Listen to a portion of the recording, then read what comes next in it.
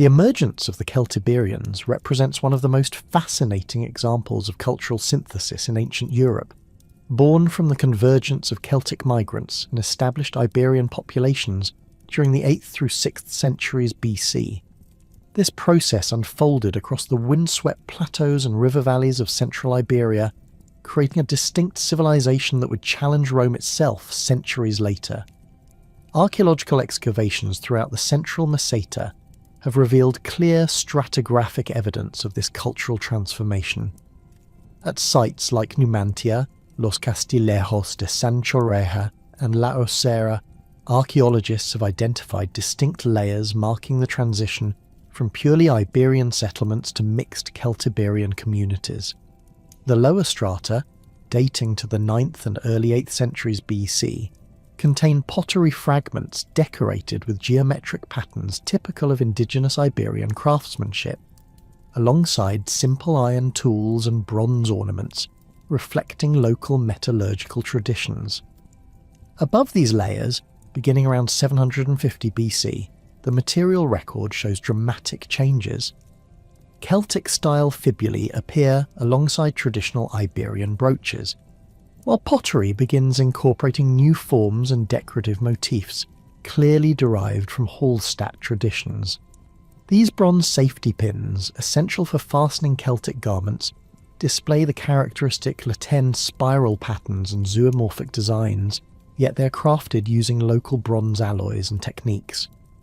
The fusion is particularly evident in the metalwork from this period, where Celtic sword designs are executed with Iberian metallurgical expertise, creating weapons that surpass their purely Celtic or Iberian counterparts in both durability and craftsmanship. The geographic distribution of early Celtiberian settlements follows a clear pattern centred on the Duero River basin and its tributaries. The river system provided both transportation routes for the incoming Celtic populations and fertile valleys suitable for their mixed agricultural and pastoral economy. Major settlements emerged at strategic points along these waterways, particularly where tributaries join the main river or at natural defensive positions on elevated terraces overlooking the valleys. The Tormes River Valley, flowing through what is now the province of Salamanca, became a particularly dense concentration of early Celtiberian sites. Here, the Celtic migrants encountered established Iberian communities who had already developed sophisticated hilltop settlements, or castros, fortified with stone walls and equipped with advanced metallurgical workshops. Rather than displacing these populations, the archaeological evidence suggests a gradual integration process spanning several generations. Excavations at Yecla la Vieja, overlooking the Tormes Valley, have revealed this integration in remarkable detail. The site's earliest Celtiberian phase, dating to approximately 700 BC, shows Iberian-style rectangular houses constructed alongside circular Celtic dwellings. The rectangular structures, built with stone foundations and mud brick walls, represent the indigenous architectural tradition, while the circular houses, with their characteristic central hearths and post-hole patterns, follow Celtic building practices from beyond the Pyrenees. Within a century, however, the architectural styles had merged into a distinctive Celtiberian form. Houses from the 6th century BC at Yecla la Vieja combine rectangular floor plans with Celtic interior arrangements, featuring central hearths surrounded by storage areas and sleeping alcoves. The walls incorporate both Iberian stoneworking techniques and Celtic timber framing methods, creating structures that are both more durable and better adapted to the harsh continental climate of the Meseta. The highlands surrounding the Duero basin provided additional advantages for the expanding Celtiberian communities. The Sistema Central mountain range, stretching from the Portuguese border to the headwaters of the Tagus, offered abundant mineral resources, particularly iron ore deposits that would become crucial to Celtiberian metallurgy. The Montes de Leon and the Cordillera, Cantabrica to the north, provided similar resources, while also serving as natural barriers that helped define Celtiberian territory and protect it from external threats. These mountainous regions also supported the pastoral economy that remained central to Celtiberian culture throughout their history. The high meadows provided summer grazing for cattle, sheep and horses, while the protected valleys offered winter shelter. This transhumant lifestyle, inherited from their Celtic ancestors, shaped Celtiberian settlement patterns and social organisation, creating a network of seasonal camps and permanent settlements connected by ancient droving routes. Material culture analysis from sites across the Celtiberian heartland reveals the sophisticated nature of this cultural fusion. Pottery from the 7th century BC demonstrates the gradual blending of traditions, with vessels that combine Celtic forms with Iberian decorative techniques. Large storage jars, or dolia, follow Iberian proportions and construction methods, but incorporate Celtic-inspired geometric patterns executed in the distinctive red and black colour schemes favoured by local potters. The metalwork from this period represents perhaps the most impressive achievement of early Celtiberian craftsmen. Iron weapons from sites like Las Cogotas combine Celtic typology with superior Iberian metallurgical techniques. Swords from the 6th century BC show the characteristic Celtic leaf-shaped blades, but are forged using advanced quenching and tempering methods that produce steel of exceptional quality.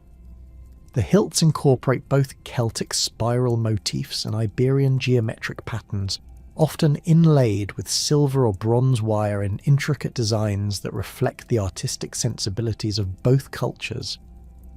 Fibulae from this period display similar synthesis. While maintaining the basic Celtic safety pin form, Celtiberian craftsmen developed distinctive regional variants that incorporated local artistic elements. The Meseta-type fibulae feature elongated catch plates decorated with incised geometric patterns derived from Iberian pottery designs, while the bow sections often display Celtic-inspired animal motifs executed in the precise angular style characteristic of Iberian metalwork. Bronze belt plaques, another diagnostic artefact of Celtiberian culture, emerged during this period as symbols of warrior status and cultural identity. These rectangular plates, worn suspended from leather belts, combine Celtic warrior iconography with Iberian artistic techniques. The scenes depicted typically show mounted warriors, foot soldiers, and hunting parties rendered in the distinctive silhouette style of Iberian art, yet the narrative content and symbolic meaning derive from Celtic warrior traditions. The linguistic evidence for this cultural synthesis comes primarily from inscriptions dating to the later phases of Celtiberian civilization, but the script system itself provides crucial evidence for the early integration process. Celtiberian inscriptions employ a modified version of the Iberian script, adapted to represent the sounds of a Celtic language. This adaptation required significant linguistic contact and cooperation between Celtic speakers and literate Iberians familiar with the script system. The Iberian script, itself derived from Phoenician writing systems, was primarily syllabic, with each symbol representing a consonant-vowel combination. Celtic languages, however, required representation of consonant clusters and vowel sequences that did not exist in Iberian. The solution developed by Celtiberian scribes involved creating new symbols and modifying existing ones to accommodate Celtic phonology, while maintaining the basic structure of the Iberian writing system. Early Celtiberian inscriptions from the 6th century BC found on pottery sherds and bronze plaques show this adaptation process in progress. Some texts display inconsistent spelling of Celtic words, suggesting scribes were still developing standardized orthographic conventions. Personal names appearing in these inscriptions often show Celtic linguistic elements, combined with Iberian name-forming patterns, providing direct evidence for the intermarriage and cultural integration occurring within Celtiberian communities. The bronze tablet from Botorita, though dating to a later period, preserves what appears to be the most archaic form of written Celtiberian, possibly reflecting linguistic traditions established during this early settlement period. The text includes legal terminology and administrative language that suggests the Celtiberians had developed sophisticated governmental institutions by the 6th century BC, combining Celtic concepts of tribal organisation with Iberian urban administrative practices. Religious practices during this formative period also demonstrate the synthesis of Celtic and Iberian traditions. Votive deposits from sanctuary sites across the Celtiberian territory include objects reflecting both cultural backgrounds. Celtic-style weapons and jewellery appear alongside Iberian religious figurines and ex-voto offerings. The sanctuary at Post Olaboso, active from the 7th century BC onward, has yielded bronze figurines depicting warriors in Celtic dress and equipment, yet executed in the artistic style characteristic of Iberian religious art. The treatment of the dead provides additional evidence for cultural integration. Early Celtiberian cemeteries show burial practices that combine elements from both traditions. Celtic customs of weapon burial and cremation appear alongside Iberian practices of grave goods arrangement and memorial construction. The necropolis at Laosera, in use from the 6th century BC, contains cremation burials with grave goods that include both Celtic-style weapons and jewellery, and Iberian-style pottery and personal ornaments. Warrior burials from this period are particularly revealing. The tomb of a 6th century warrior at Caratiermes contained a Celtic-style iron sword with silver inlay, Iberian-made bronze belt fittings, and pottery vessels that combine elements from both traditions.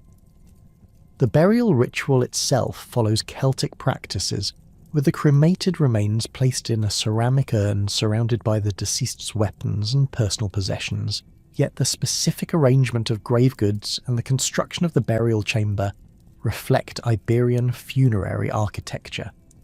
The development of Celtiberian material culture during the 8th through 6th centuries BC represents more than simple cultural borrowing or gradual assimilation.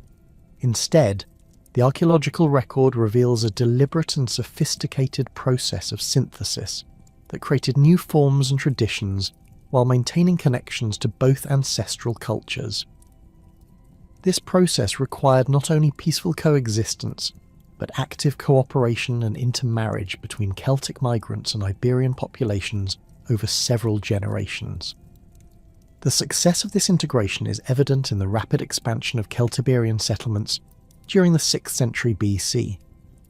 New sites appear throughout the Duero basin and surrounding highlands, each displaying the characteristic material culture that had emerged from the Celtic-Iberian synthesis. These communities were not merely copying established patterns, but actively developing and refining the distinctive Celtiberian cultural complex that would define their civilization for centuries to come. Trade networks established during this period connected Celtiberian communities with both Celtic populations beyond the Pyrenees and Iberian societies along the Mediterranean coast. Amber beads from the Baltic, found in 6th century contexts at several Celtiberian sites, demonstrate connections to traditional Celtic trade routes, while Phoenician and Greek pottery fragments indicate participation in Mediterranean commercial networks established by Iberian intermediaries. The sophisticated cultural synthesis that emerged during the formative centuries of Celtiberian civilization provided the foundation for increasingly complex tribal confederations that would dominate the central Iberian plateau from the 6th through 3rd centuries BC. These confederations represented far more than simple military alliances, functioning as intricate political networks that balanced tribal autonomy with collective defence and economic cooperation. The Aravaci Confederation emerged as the most powerful of these tribal groupings, controlling vast territories centred on the Upper Duero Valley and extending eastward into the Sistema Iberico Mountains. Archaeological surveys have identified over 200 Aravaci settlements spanning from modern-day Soria to Burgos, with their principal stronghold at Numantia, commanding the Duero crossing near present-day Garay.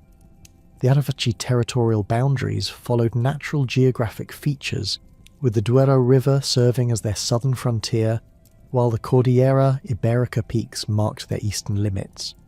To the north, Aravaci influence extended into the foothills of the Montes de Oca, where fortified settlements like Uxama controlled strategic passes connecting the Meseta with the Ebro Valley.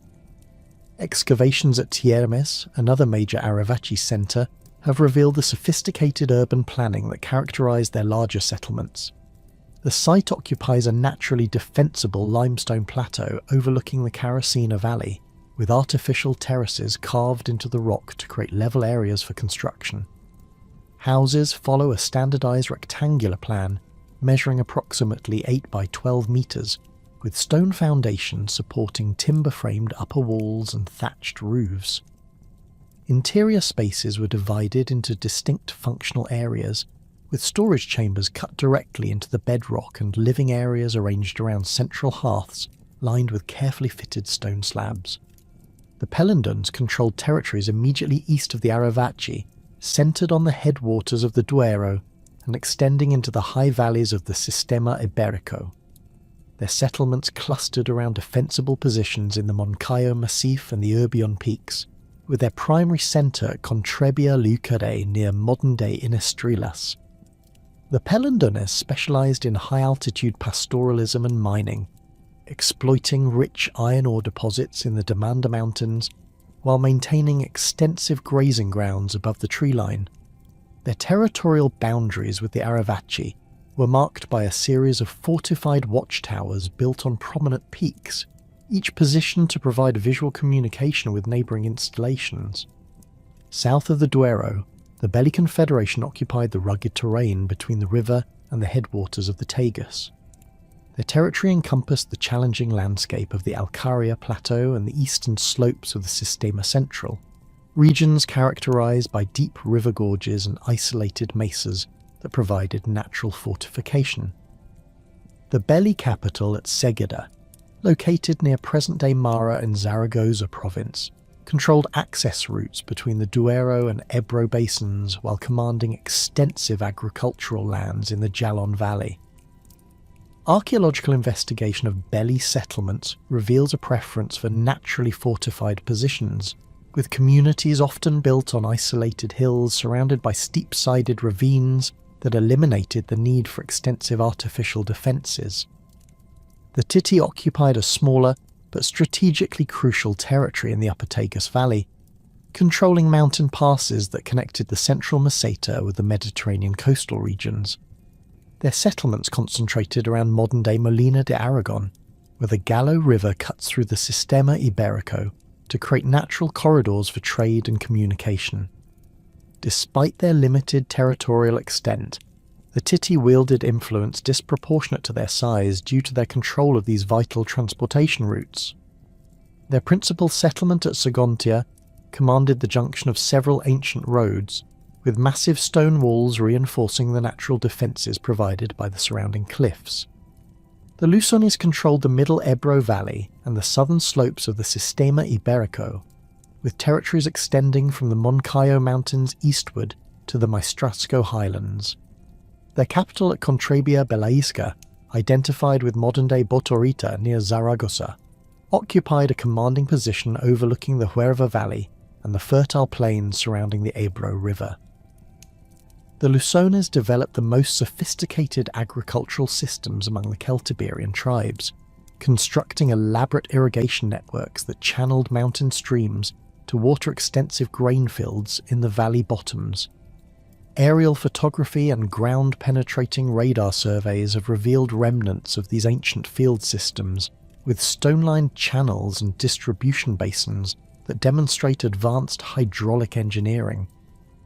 Within these tribal confederations, social organisation followed a complex hierarchical structure that reflected both Celtic traditions of warrior leadership and Iberian concepts of urban governance. At the apex stood the warrior elite, men who had distinguished themselves in battle and accumulated sufficient wealth to maintain extensive followings of armed retainers.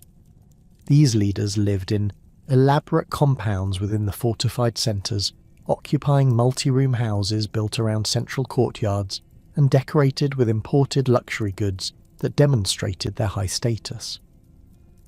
Excavations at the elite quarter of Numantia have revealed the material culture associated with these warrior aristocrats.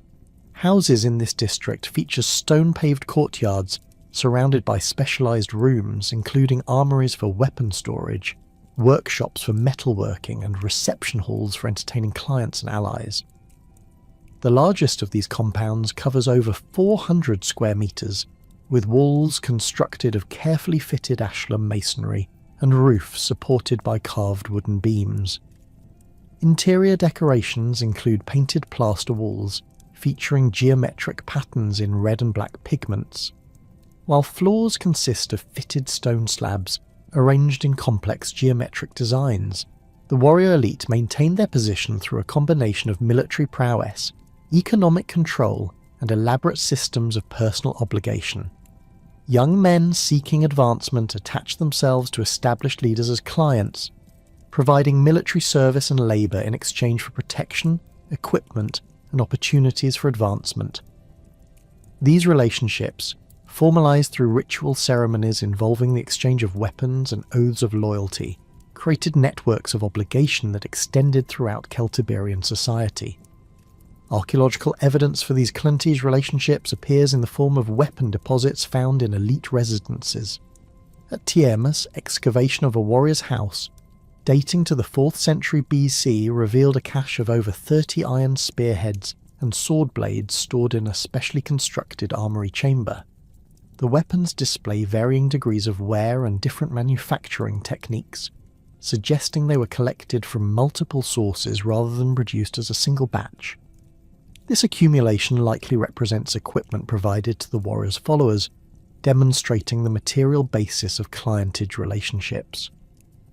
Below the warrior elite, Celtiberian society included substantial populations of skilled craftsmen whose expertise in metalworking, pottery production, and textile manufacture provided the material foundation for tribal prosperity. These artisans occupied a privileged position within the social hierarchy, with their specialised knowledge conferring status and economic security. Workshops identified at major Celtiberian sites reveal the sophisticated organisation of craft production, with evidence for standardised tools, specialised work areas, and quality control systems that ensured consistent output.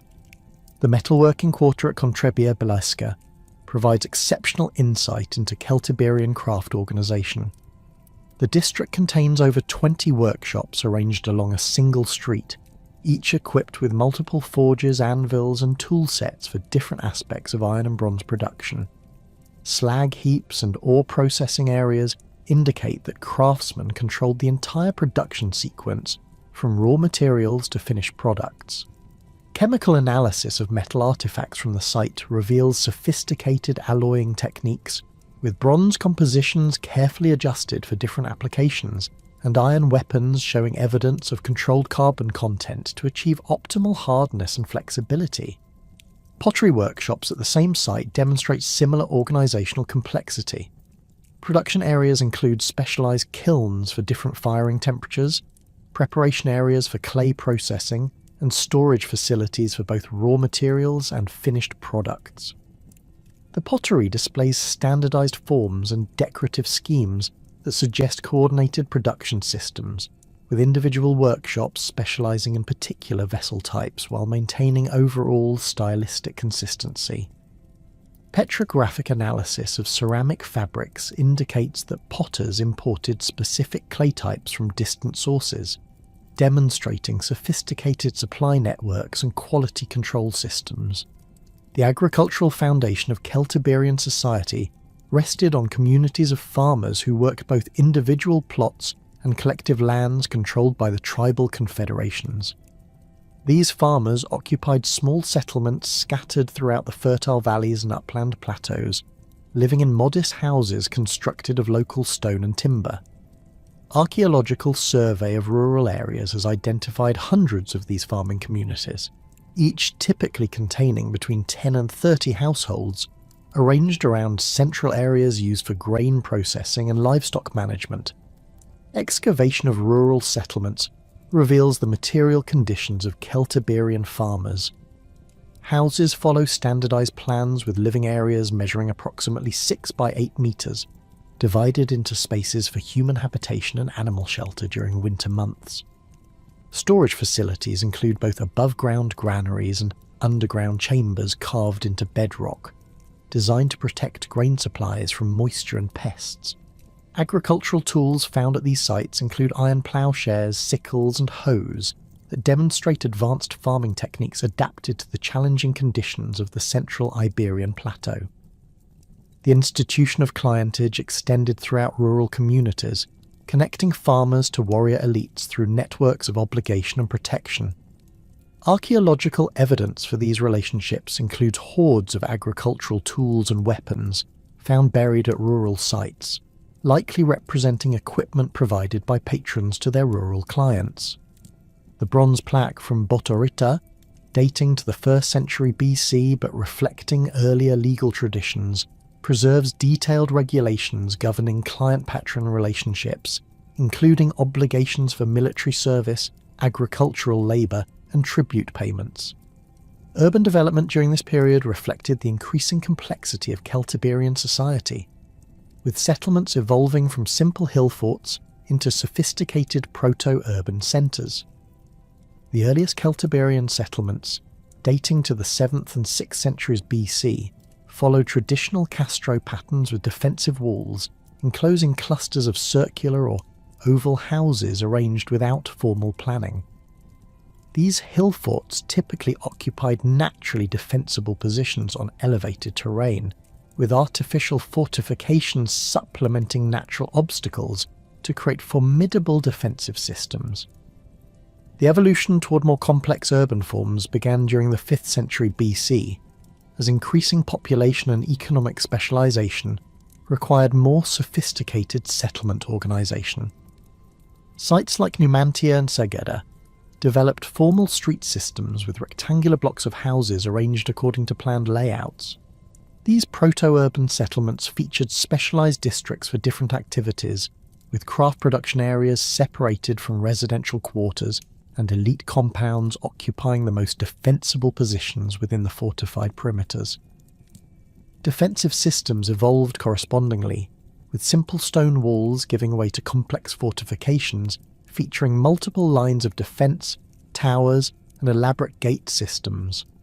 The walls of Numantia, reconstructed multiple times during the site's occupation, eventually reached heights of over 6 metres and incorporated advanced features including projecting bastions, covered walkways, and concealed sally ports. Gate systems became particularly elaborate, with entrance passages designed to force attackers through multiple turns while exposing them to defensive fire from the walls above. Religious and ritual practices provided crucial mechanisms for social cohesion and cultural identity within Celtiberian communities. Warrior initiation ceremonies marked the transition from youth to adult status, involving ritual ordeals that tested physical courage and martial skills. Archaeological evidence for these practices includes specialized weapons found in sanctuary contexts, often deliberately damaged or killed, to remove them from secular use and dedicate them to divine powers. The sanctuary at Postoloboso has yielded extensive evidence for warrior initiation rituals. Votive deposits include hundreds of iron weapons, bronze belt fittings, and personal ornaments associated with young warriors. Many weapons show deliberate damage, with sword blades bent or broken and spearheads twisted beyond repair. These modifications appear to have been performed as part of ritual ceremonies rather than resulting from combat use, suggesting their role in religious observances connected to warrior initiation or dedication. Animal sacrifice played a central role in Celtiberian religious practice, with elaborate ceremonies conducted to ensure divine favour for military campaigns, agricultural seasons, and community welfare. Sanctuary sites throughout Celtiberian territory have produced extensive faunal remains from sacrificial activities, including complete skeletons of horses, cattle, and sheep arranged in ritual contexts.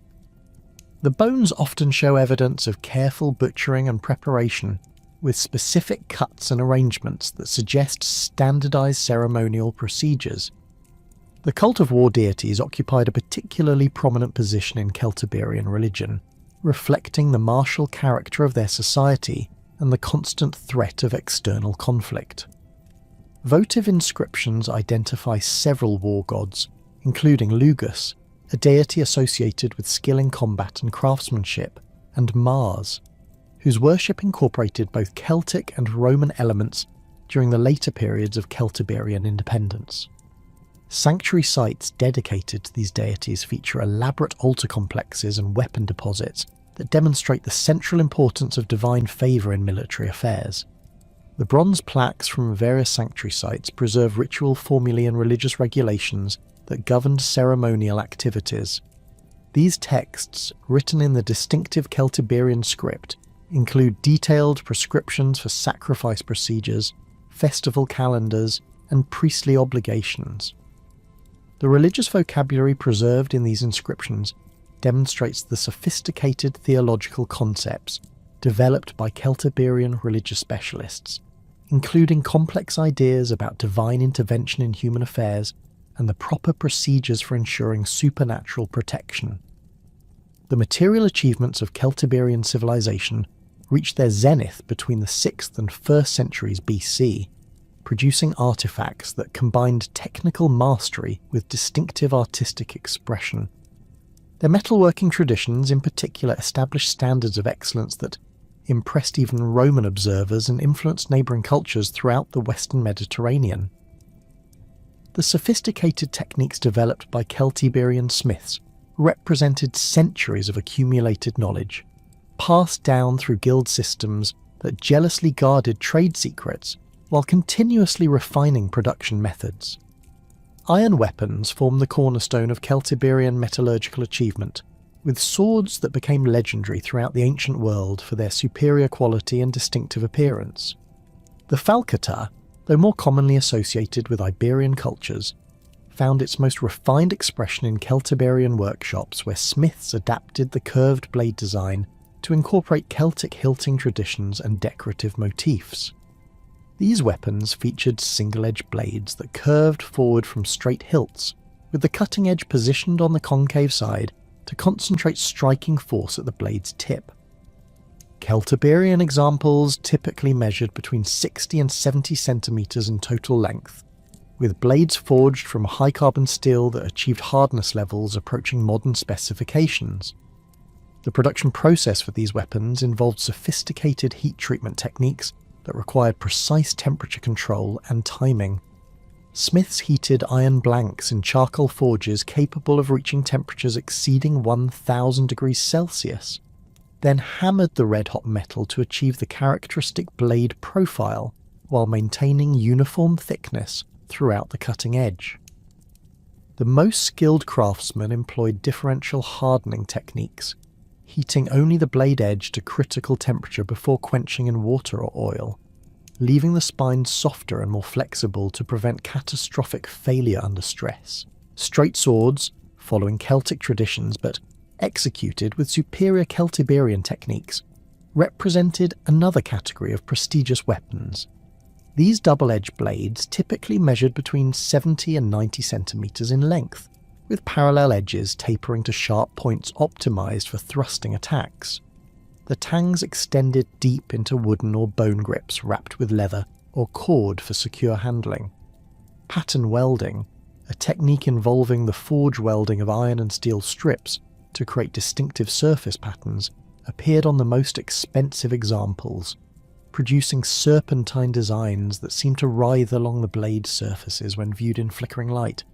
Spearheads demonstrated the full range of Celtiberian metalworking capabilities, from simple socketed points for everyday hunting to elaborate ceremonial weapons decorated with silver inlay and complex geometric patterns.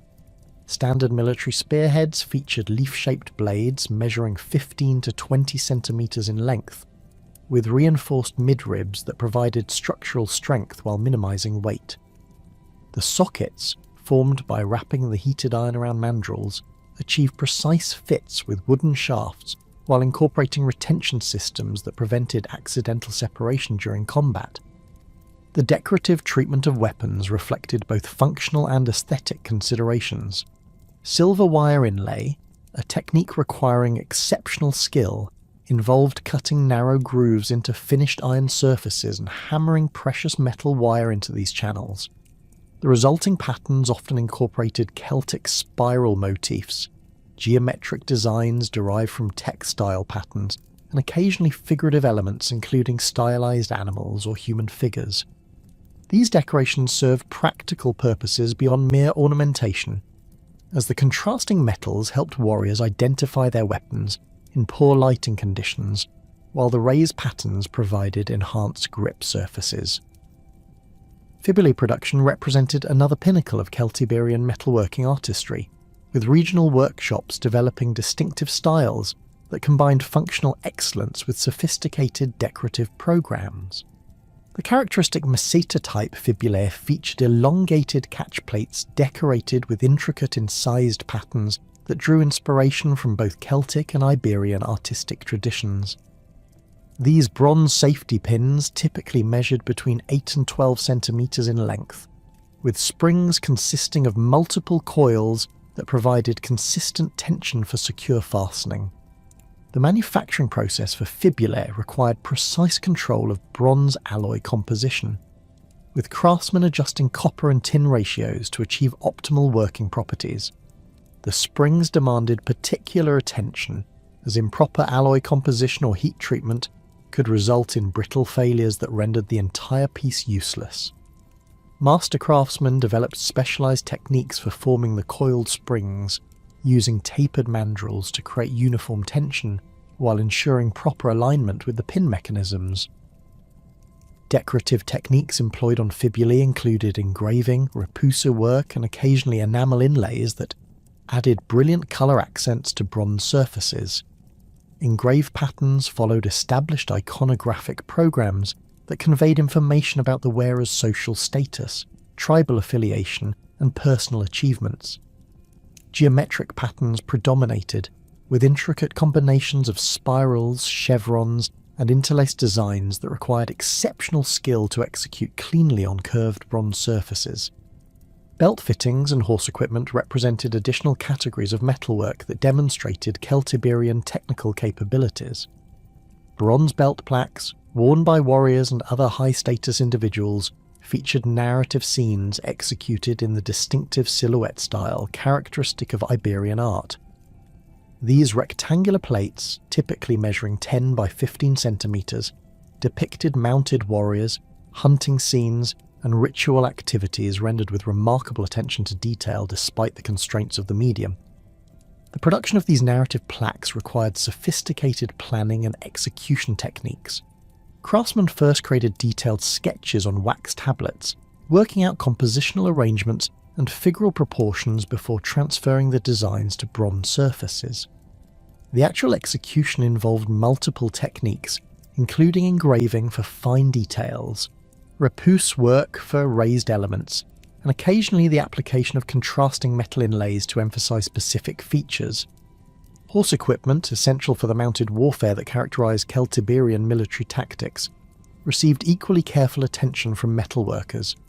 Bronze bits featured elaborate cheek pieces decorated with animal heads, geometric patterns, and occasionally human figures that served both functional and apotropaic purposes.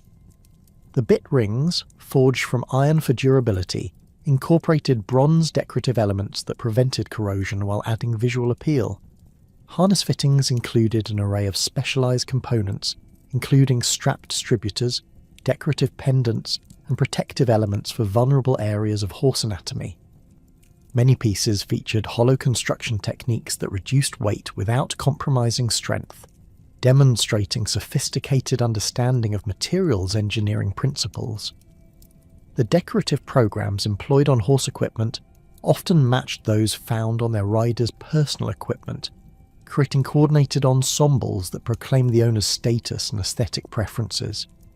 Agricultural practices throughout Celtiberian territory reflected careful adaptation to the challenging environmental conditions of the central Iberian plateau. The continental climate, characterized by harsh winters, hot dry summers, and limited precipitation, required farming strategies that maximized efficiency while minimizing risk. Cereal cultivation formed the foundation of agricultural production, with farmers developing specialized techniques for growing wheat, barley, and millet in the difficult conditions of the meseta. Wheat cultivation focused primarily on hardy varieties capable of surviving the temperature extremes and moisture limitations characteristic of the region.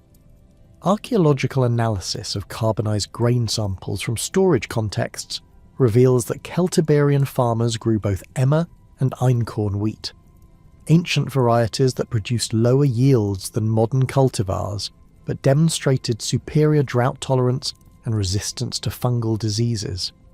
These wheats required careful timing of planting and harvesting operations, with farmers sowing seeds in late autumn to take advantage of winter moisture, while harvesting in early summer before the onset of severe drought conditions.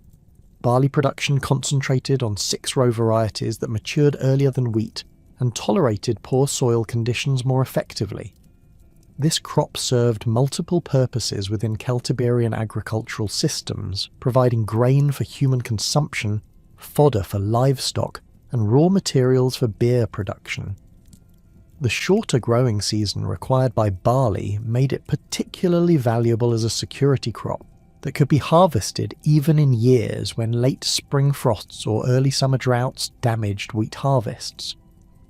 Millet cultivation represented an important adaptation to the specific conditions of the Central Plateau. This drought-resistant grain required minimal inputs while producing reliable harvests even in marginal growing conditions.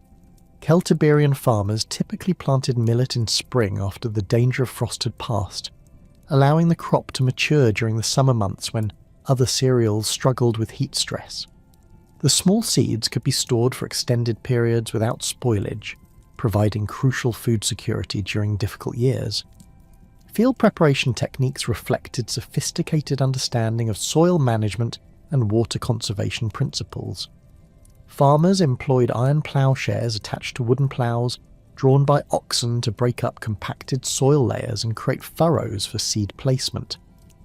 The timing of ploughing operations required careful attention to soil moisture conditions, with work typically conducted during brief periods when the soil contained sufficient moisture for effective cultivation, but not so much as to create compaction problems.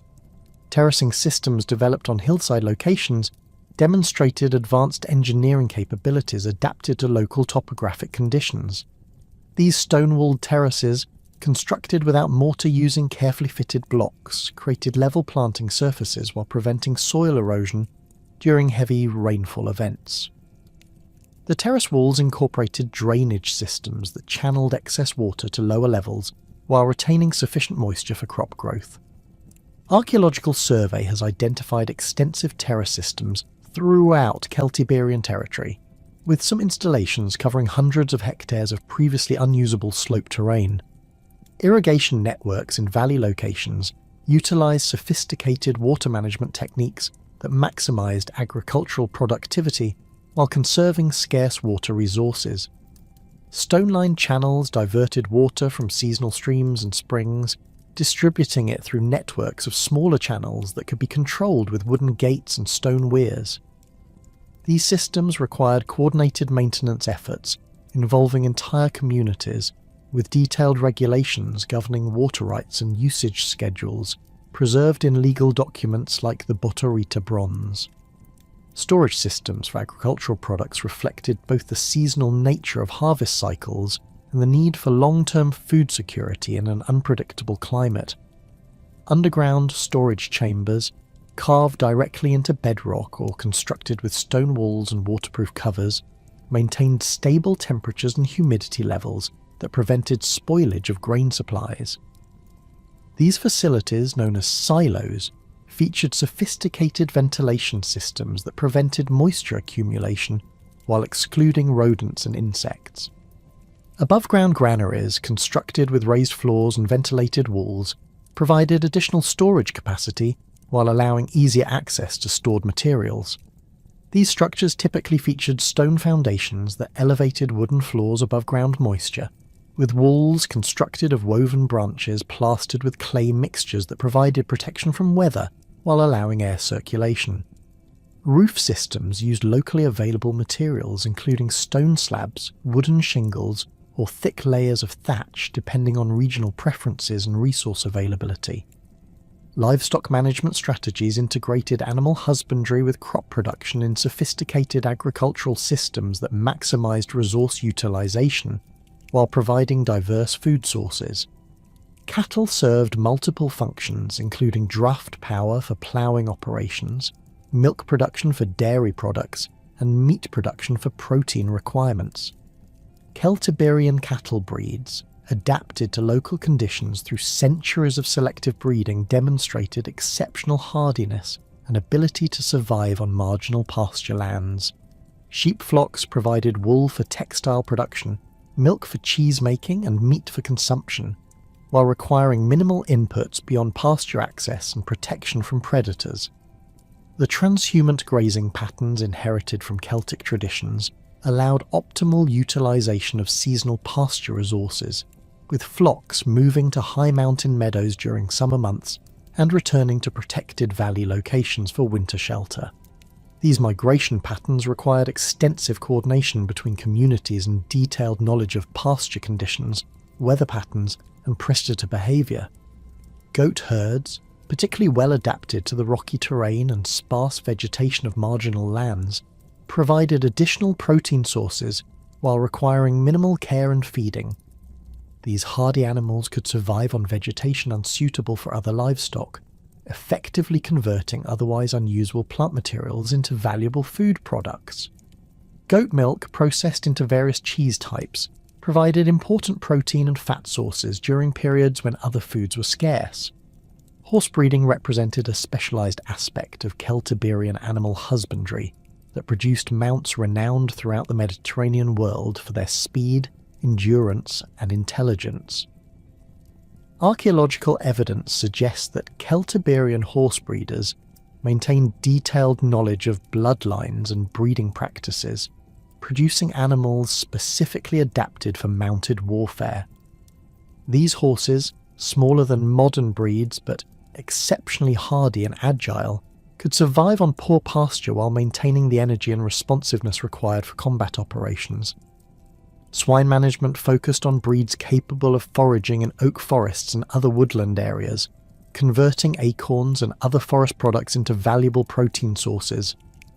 Pork provided important dietary variety while requiring minimal direct feeding, as pigs could subsist largely on forest resources unavailable to other domestic animals.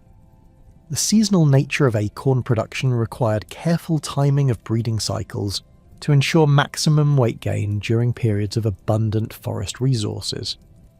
Pottery production throughout Celtiberian territory demonstrated the sophisticated synthesis of technical knowledge and artistic traditions that characterised their material culture. Regional workshops developed distinctive styles that combined Latina decorative motifs with indigenous Iberian ceramic traditions, creating vessels that served both functional and aesthetic purposes within daily life. The technical quality of Celtiberian ceramics reflected centuries of accumulated knowledge regarding clay preparation, forming techniques, and firing procedures adapted to local raw materials and environmental conditions. Clay preparation involved sophisticated processing techniques that ensured consistent working properties and fired strength. Potters selected clay sources based on mineral composition and plasticity characteristics, often mixing clays from different locations to achieve optimal working properties. Tempering materials, including crushed rock, sand, and organic additives, were carefully proportioned to prevent cracking during drying and firing while maintaining adequate plasticity for forming operations. Forming techniques included both wheel throwing and hand building methods, with different approaches employed for various vessel categories. Large storage jars utilised coil building techniques that allowed construction of vessels exceeding 1 metre in height, with walls thick enough to support substantial loads while maintaining structural integrity. Smaller vessels, including bowls, cups, and serving dishes, were typically formed on potter's wheels that allowed rapid production of standardised forms with consistent wall thickness and proportions. Decorative programs employed on Celtiberian pottery reflected the complex cultural synthesis that characterised their civilization. Geometric patterns derived from Latine artistic traditions appeared alongside motifs borrowed from Iberian decorative vocabularies, creating distinctive regional styles that proclaimed cultural identity while demonstrating technical virtuosity. Painted decorations utilised mineral pigments including iron oxides for red and brown colours, manganese compounds for black accents, and occasionally imported materials for special colour effects. The application of painted decorations required precise timing and technique to achieve desired visual effects. Potters applied pigments to leather-hard clay surfaces using brushes made from animal hair or plant fibres, creating patterns that ranged from simple geometric borders to complex narrative scenes. The firing process required careful temperature control to achieve proper pigment adhesion while preventing colour degradation or surface defects. Settlement architecture throughout Celtiberian territory reflected both defensive requirements and the social organisation of communities that balanced individual household needs with collective security concerns. The characteristic hilltop locations of major settlements provided natural defensive advantages while requiring sophisticated construction techniques adapted to challenging topographic conditions. Building materials utilised local stone resources supplemented with timber and clay products that could be obtained from surrounding areas. Circular stone houses represented the most distinctive architectural form developed by Celtiberian builders, combining Celtic structural traditions with construction techniques adapted to local materials and environmental conditions. These dwellings typically featured stone foundations extending below frostline depths, with walls constructed using carefully fitted blocks that required minimal mortar while providing excellent structural stability. Interior dimensions generally ranged between 4 and 8 metres in diameter, with floor areas sufficient for nuclear family groups while remaining small enough to heat effectively during harsh winter conditions. The construction process for circular houses required sophisticated stoneworking techniques and careful attention to structural engineering principles. Builders selected foundation stones based on size and shape characteristics that provided stable bases for wall construction, often excavating foundation trenches to ensure level building surfaces. Wall construction proceeded using coursed masonry techniques that distributed loads evenly while accommodating the curved geometries required for circular plans. Roofing systems for circular houses utilised conical timber frameworks covered with thatch, stone slabs, or clay tiles depending on available materials and regional preferences. The central support systems required careful engineering to transfer roof loads to foundation elements, while providing adequate interior space for daily activities. Smoke holes at roof peaks allowed ventilation for central hearths, while incorporating weather protection systems that prevented rain infiltration. Interior arrangements within circular houses reflected both functional requirements and social customs governing family life and hospitality obligations. Central hearths, constructed with carefully fitted stone slabs and surrounded by raised edges to contain fires, provided heating and cooking facilities while serving as focal points for social activities. Storage areas, often built into wall thickness or excavated into floor surfaces, protected valuable possessions and food supplies while maximising usable interior space.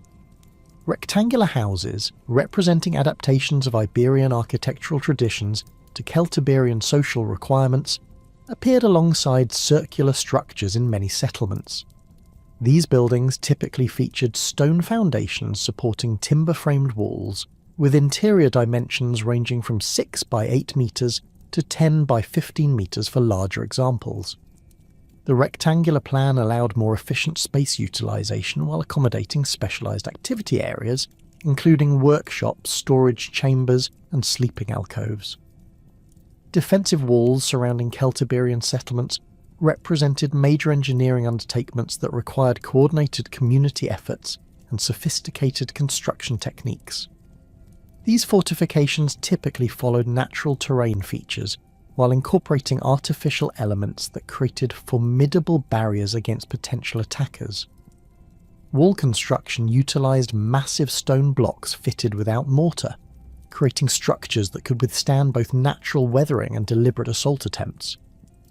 The engineering principles employed in defensive wall construction reflected detailed understanding of structural mechanics and siege warfare techniques. Wall faces typically featured slight inward slopes that increased stability while presenting difficult climbing surfaces for attackers. Interior fill materials, including smaller stones and earth, provided mass and stability while allowing efficient use of available materials. Foundation systems extended well below surface levels to prevent undermining attacks while distributing structural loads across stable substrates. Gate systems represented the most sophisticated elements of Celtiberian fortification design, incorporating multiple defensive features that channeled attackers through controlled spaces while exposing them to defensive fire. Entrance passages typically featured multiple turns that prevented direct assault approaches, while incorporating chambers where defenders could position themselves to attack intruders from protected positions. Heavy wooden gates, reinforced with iron fittings and secured with massive wooden bars, provided final barriers that could withstand prolonged assault attempts. Communal spaces within fortified settlements served multiple functions, including markets, assembly areas, and religious centres that reinforced social cohesion while providing facilities for collective activities. These open areas, typically located near settlement centres and protected by surrounding buildings, featured stone-paved surfaces that could accommodate large gatherings while providing drainage during wet weather. Permanent installations, including altars, storage facilities, and workshop areas, supported various community functions, while demonstrating the sophisticated social organisation that characterised Celtiberian settlements. The conclusion of the Second Punic War in 201 BC marked a decisive turning point in the relationship between Rome and the Iberian Peninsula. With Carthaginian power permanently broken and their territorial holdings transferred to Roman control, the Senate faced the complex task of consolidating authority over vast regions that had never experienced direct foreign domination. The coastal territories, already familiar with Carthaginian administration and Mediterranean trade networks, adapted relatively quickly to Roman oversight. The interior highlands, however, presented an entirely different challenge. Here, the Celtiberian confederations had maintained their independence for centuries, developing sophisticated political and military systems that would prove remarkably resistant to Roman expansion. Roman strategic planning for Iberian consolidation initially focused on securing the Mediterranean coastline and establishing reliable communication routes between the peninsula and Italy. The creation of the provinces of Hispania Citerior and Hispania Ulterior in 197 BC formalized Roman territorial claims while establishing administrative frameworks for governing conquered populations. These provincial boundaries, however, existed largely on paper when applied to the interior regions, where Celtiberian tribes continued to operate according to their traditional political structures. The appointment of Marcus Porcius Cato as praetor of Hispania Citerior in 195 BC demonstrated Roman determination to extend provincial authority into the interior highlands.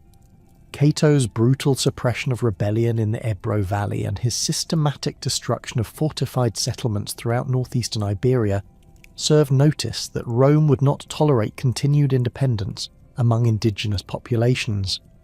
His campaigns, though successful in the short term, created lasting resentment among tribal populations while demonstrating the formidable military capabilities that awaited any group that challenged Roman authority.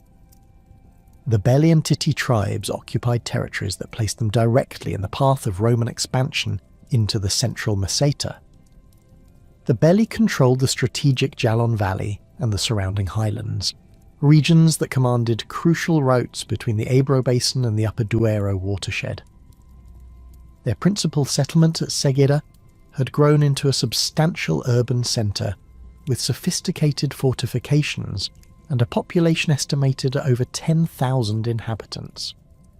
The site's location near modern-day Mara provided natural defensive advantages while controlling access to mountain passes that connected the coastal provinces with the interior plateau.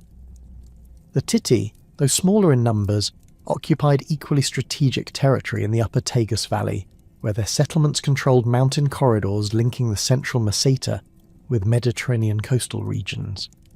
Their fortified positions near present-day Molina de Aragon commanded ancient trade routes that had carried goods between interior and coastal populations for centuries, Roman control of these passes would effectively isolate the major Celtiberian confederations from potential allies while securing vital supply lines for future military operations. Roman demands for tribute from these tribes reflected broader imperial policies designed to extract wealth from conquered territories while demonstrating the practical benefits of submission. The tribute assessments imposed on the Belli and Titi included substantial quantities of grain, silver and manufactured goods that would support Roman military operations while weakening tribal economic foundations. These demands far exceeded traditional tribute obligations that tribal populations had occasionally paid to more powerful neighbours, representing a fundamental alteration of political relationships that many Celtiberians found unacceptable. The tribute system also included requirements for military service that threatened to undermine traditional warrior culture and tribal military capabilities. Young Celtiberian men, previously devoted to developing martial skills within their own communities, would instead serve in Roman auxiliary units under foreign commanders pursuing Roman strategic objectives. This conscription not only deprived tribes of their most capable fighters, but also exposed Celtiberian warriors to Roman military techniques and organisational methods that could later be used against their own people. Initial resistance to Roman demands emerged gradually, as tribal leaders assessed their options and consulted with allies throughout the Celtiberian confederations. The Belli and Titi had maintained close relationships with the more powerful Aravaci and Lusones tribes, creating networks of mutual obligation that complicated any decision to submit to Roman authority. Military assistance agreements, marriage alliances and religious obligations created interconnected relationships that made isolated submission politically and culturally impossible. Archaeological evidence from this period reveals increased military preparation throughout Celtiberian territory, with weapon caches and defensive improvements appearing at settlements that had previously relied on their remote locations for security. At Segeda, excavations have revealed extensive modifications to the settlement's fortification system, including the construction of additional defensive walls and the reinforcement of gate structures with massive stone blocks. These improvements required coordinated community efforts, involving hundreds of workers over several construction seasons, demonstrating the seriousness with which tribal leaders viewed the Roman threat. The outbreak of open hostilities in 181 BC followed a pattern of escalating tensions and failed negotiations that characterized many Roman encounters with indigenous populations throughout the Mediterranean world. Roman demands for immediate tribute payments coincided with poor harvest conditions that left many communities struggling to meet their own subsistence needs. Tribal leaders, faced with impossible choices between starving their own people and defying Roman authority, chose resistance as the only viable option for maintaining their community's survival. The initial phases of the conflict revealed the fundamental differences between Roman and Celtiberian approaches to warfare. Roman military doctrine emphasized pitched battles between organized formations, with victory achieved through superior discipline, equipment, and tactical coordination. Roman legions, supported by auxiliary troops and siege equipment, sought to force decisive engagements where there are advantages in training and organization could determine outcomes quickly and efficiently. Celtiberian military traditions, by contrast, emphasized mobility, local knowledge, and the exploitation of terrain advantages that negated Roman superiority in formal battle. Tribal warriors, intimately familiar with every mountain pass, river crossing and defensive position throughout their territories, could appear suddenly to attack Roman supply columns before disappearing into landscapes where heavily equipped legions could not follow effectively. This guerrilla warfare approach, refined through centuries of intertribal conflict, proved remarkably effective against Roman forces accustomed to more conventional opponents. The weapons employed by Celtiberian warriors reflected their tactical preferences and the sophisticated metallurgical traditions that had developed throughout the central highlands. The straight double-edged swords favoured by tribal warriors typically measured between 70 and 85 centimetres in total length. with blades forged from high-carbon steel that achieved exceptional hardness through careful heat treatment. These weapons, designed for both cutting and thrusting attacks, proved devastatingly effective in the close-quarters combat that characterized mountain warfare.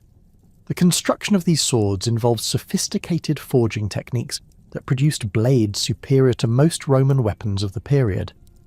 Celtiberian smiths employed pattern welding methods that combined iron and steel strips to create blades with hard cutting edges supported by flexible spines that prevented catastrophic failure under stress. The distinctive serpentine patterns visible on blade surfaces resulted from the forge welding process, creating weapons that were both functionally superior and visually impressive symbols of warrior status. Curved daggers, typically measuring between 30 and 40 centimeters in length, served as secondary weapons and utility tools carried by virtually all Celtiberian warriors. These single-edged blades featured distinctive forward curves that concentrated cutting force at the blade tips while maintaining sufficient length for effective thrusting attacks. The hilts, constructed from wood, bone or antler and secured with bronze or iron fittings, provided secure grips even under wet or bloody conditions common in combat situations. The metallurgical quality of Celtiberian weapons impressed even Roman observers, who recognized the superior craftsmanship and materials that went into their production. Polybius, writing in the 2nd century BC, noted that Celtiberian swords could cut through Roman shields and armour with ease, while their flexibility allowed them to bend without breaking under extreme stress. This technical superiority reflected centuries of accumulated knowledge and specialised production techniques that Roman armoursmiths had not yet mastered. Celtiberian warriors also employed an array of missile weapons that proved particularly effective in the mountainous terrain where much of the fighting occurred. Javelins, typically measuring between 2 and 3 metres in length, featured iron points designed to penetrate armour while remaining embedded in shields to render them unusable. The wooden shafts, carefully selected for straightness and balance, allowed accurate throwing at ranges up to 30 metres while maintaining sufficient penetrating power to inflict serious wounds. Slings, constructed from leather or woven plant fibres, provided additional missile capability with ammunition that could be gathered from any rocky terrain. Skilled slingers could achieve remarkable accuracy at ranges exceeding 100 metres, launching stone projectiles with sufficient force to crack helmets or cause serious injuries to unprotected targets. The simplicity and portability of sling weapons made them ideal for guerrilla warfare, as warriors could carry substantial ammunition supplies without significant weight penalties. The tactical employment of these weapons reflected sophisticated understanding of combined arms principles adapted to irregular warfare conditions. Celtiberian warbands typically included balanced combinations of heavily armed warriors equipped for close combat, lighter troops specialised in missile attacks, and mounted fighters capable of rapid movement and pursuit operations. This tactical flexibility allowed tribal forces to adapt quickly to changing battlefield conditions, while exploiting terrain advantages that negated Roman organisational superiority. Ambush tactics represented a particular specialty of Celtiberian warfare that proved devastatingly effective against Roman columns moving through mountain passes and river valleys. Warriors would position themselves on high ground overlooking narrow defiles, waiting for enemy forces to enter killing zones where escape routes were limited and defensive formations difficult to maintain. The initial attacks typically involved concentrated missile fire, designed to create confusion and casualties among enemy formations before close combat specialists moved in to complete the destruction. The psychological impact of these attacks extended far beyond their immediate tactical effects. Roman soldiers, accustomed to facing enemies in organised formations where courage and discipline could overcome numerical or positional disadvantages, found themselves confronting opponents who appeared and disappeared like phantoms while inflicting steady casualties through methods that seemed to violate accepted rules of warfare. The constant threat of ambush forced Roman commanders to adopt defensive postures that slowed their operations while consuming resources needed for offensive campaigns. Roman responses to Celtiberian tactics evolved gradually as commanders gained experience with mountain warfare and developed countermeasures adapted to local conditions. Increased use of auxiliary troops familiar with irregular warfare techniques provided better intelligence gathering capabilities while reducing the vulnerability of main force formations to surprise attacks. Light infantry units, recruited from allied populations with mountain warfare experience, proved more effective at pursuing Celtiberian raiders than heavily equipped legionaries encumbered with standard military equipment. The development of fortified camps at strategic locations throughout contested territory represented another Roman adaptation to Celtiberian tactical methods. These installations, constructed according to standard Roman engineering practices but adapted to local terrain conditions, provided secure bases for military operations while denying tribal forces access to key geographic positions. The camps typically featured multiple defensive lines, sophisticated water supply systems, and storage facilities capable of supporting garrison forces through extended siege conditions.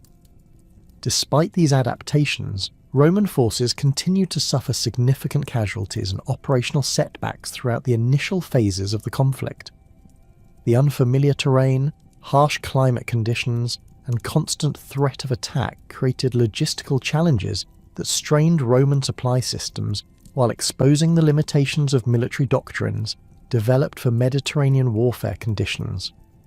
Supply columns required heavy escort forces that reduced the troops available for offensive operations, while the need to garrison captured positions further dispersed Roman strength across extensive territories.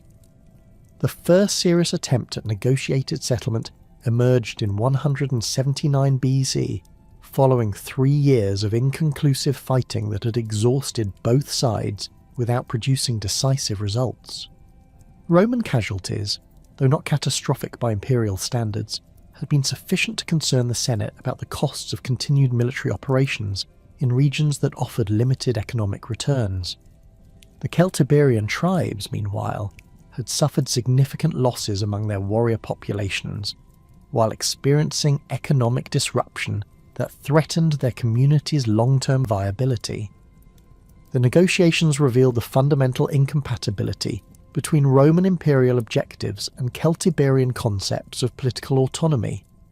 Roman negotiators, operating under Senate instructions to establish clear provincial authority throughout the contested regions, demanded tribute payments, military service obligations, and acceptance of Roman legal jurisdiction that effectively eliminated tribal independence. These terms, though presented as generous alternatives to continued warfare, represented cultural and political changes that many Celtiberian leaders found unacceptable.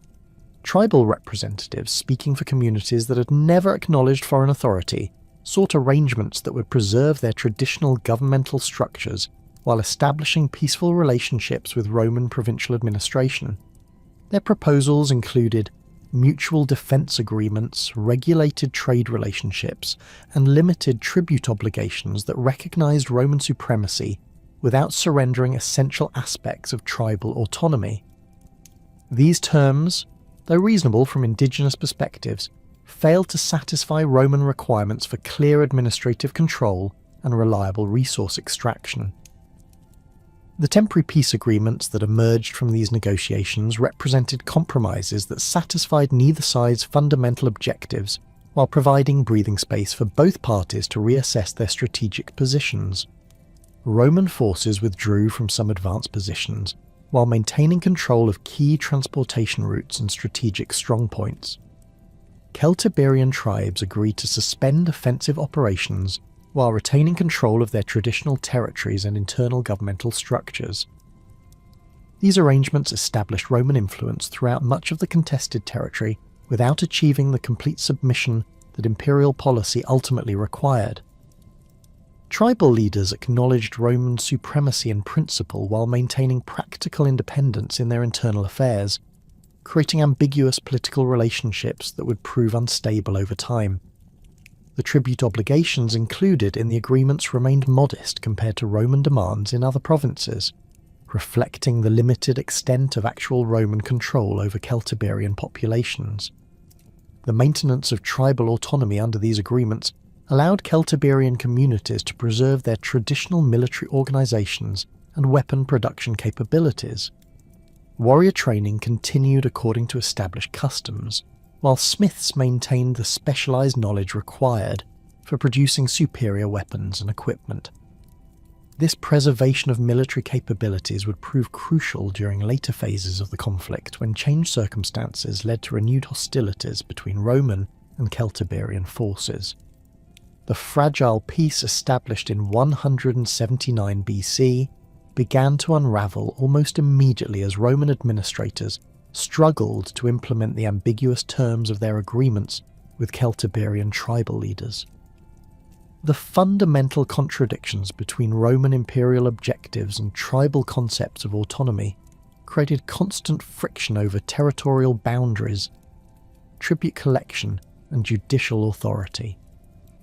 Roman officials, accustomed to clear hierarchical relationships in other provinces, found themselves dealing with complex networks of tribal obligations and traditional law systems that resisted integration into standard imperial administrative structures.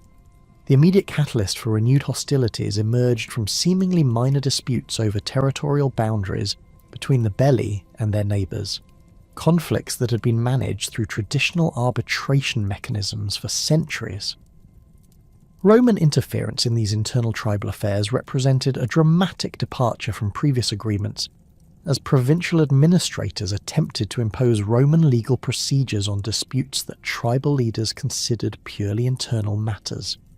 The Belli leadership, already suspicious of Roman intentions, interpreted this intervention as evidence that Rome intended to gradually eliminate all aspects of tribal autonomy regardless of previous agreements. The specific trigger came when Roman surveyors began marking territorial boundaries according to their own understanding of the peace agreements, creating demarcation lines that ignored traditional grazing rights, sacred sites, and seasonal migration routes essential to Celtiberian pastoral economy. These arbitrary boundaries disrupted economic relationships that had functioned successfully for generations while demonstrating Roman ignorance of local conditions and customs. Tribal leaders found themselves unable to fulfill traditional obligations to their followers when Roman boundary markers blocked access to resources that communities had utilized since time immemorial. The situation deteriorated further when Roman tax collectors began demanding tribute payments that exceeded the modest levels specified in the peace agreements. These officials, operating under pressure from provincial governors to maximize revenue extraction, interpreted ambiguous treaty language in ways that dramatically increased tribal financial obligations.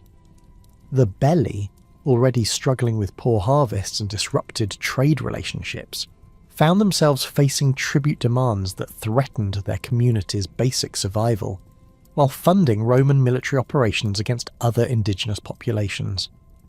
Roman interference in intertribal judicial proceedings represented another source of escalating tension that ultimately made peaceful coexistence impossible.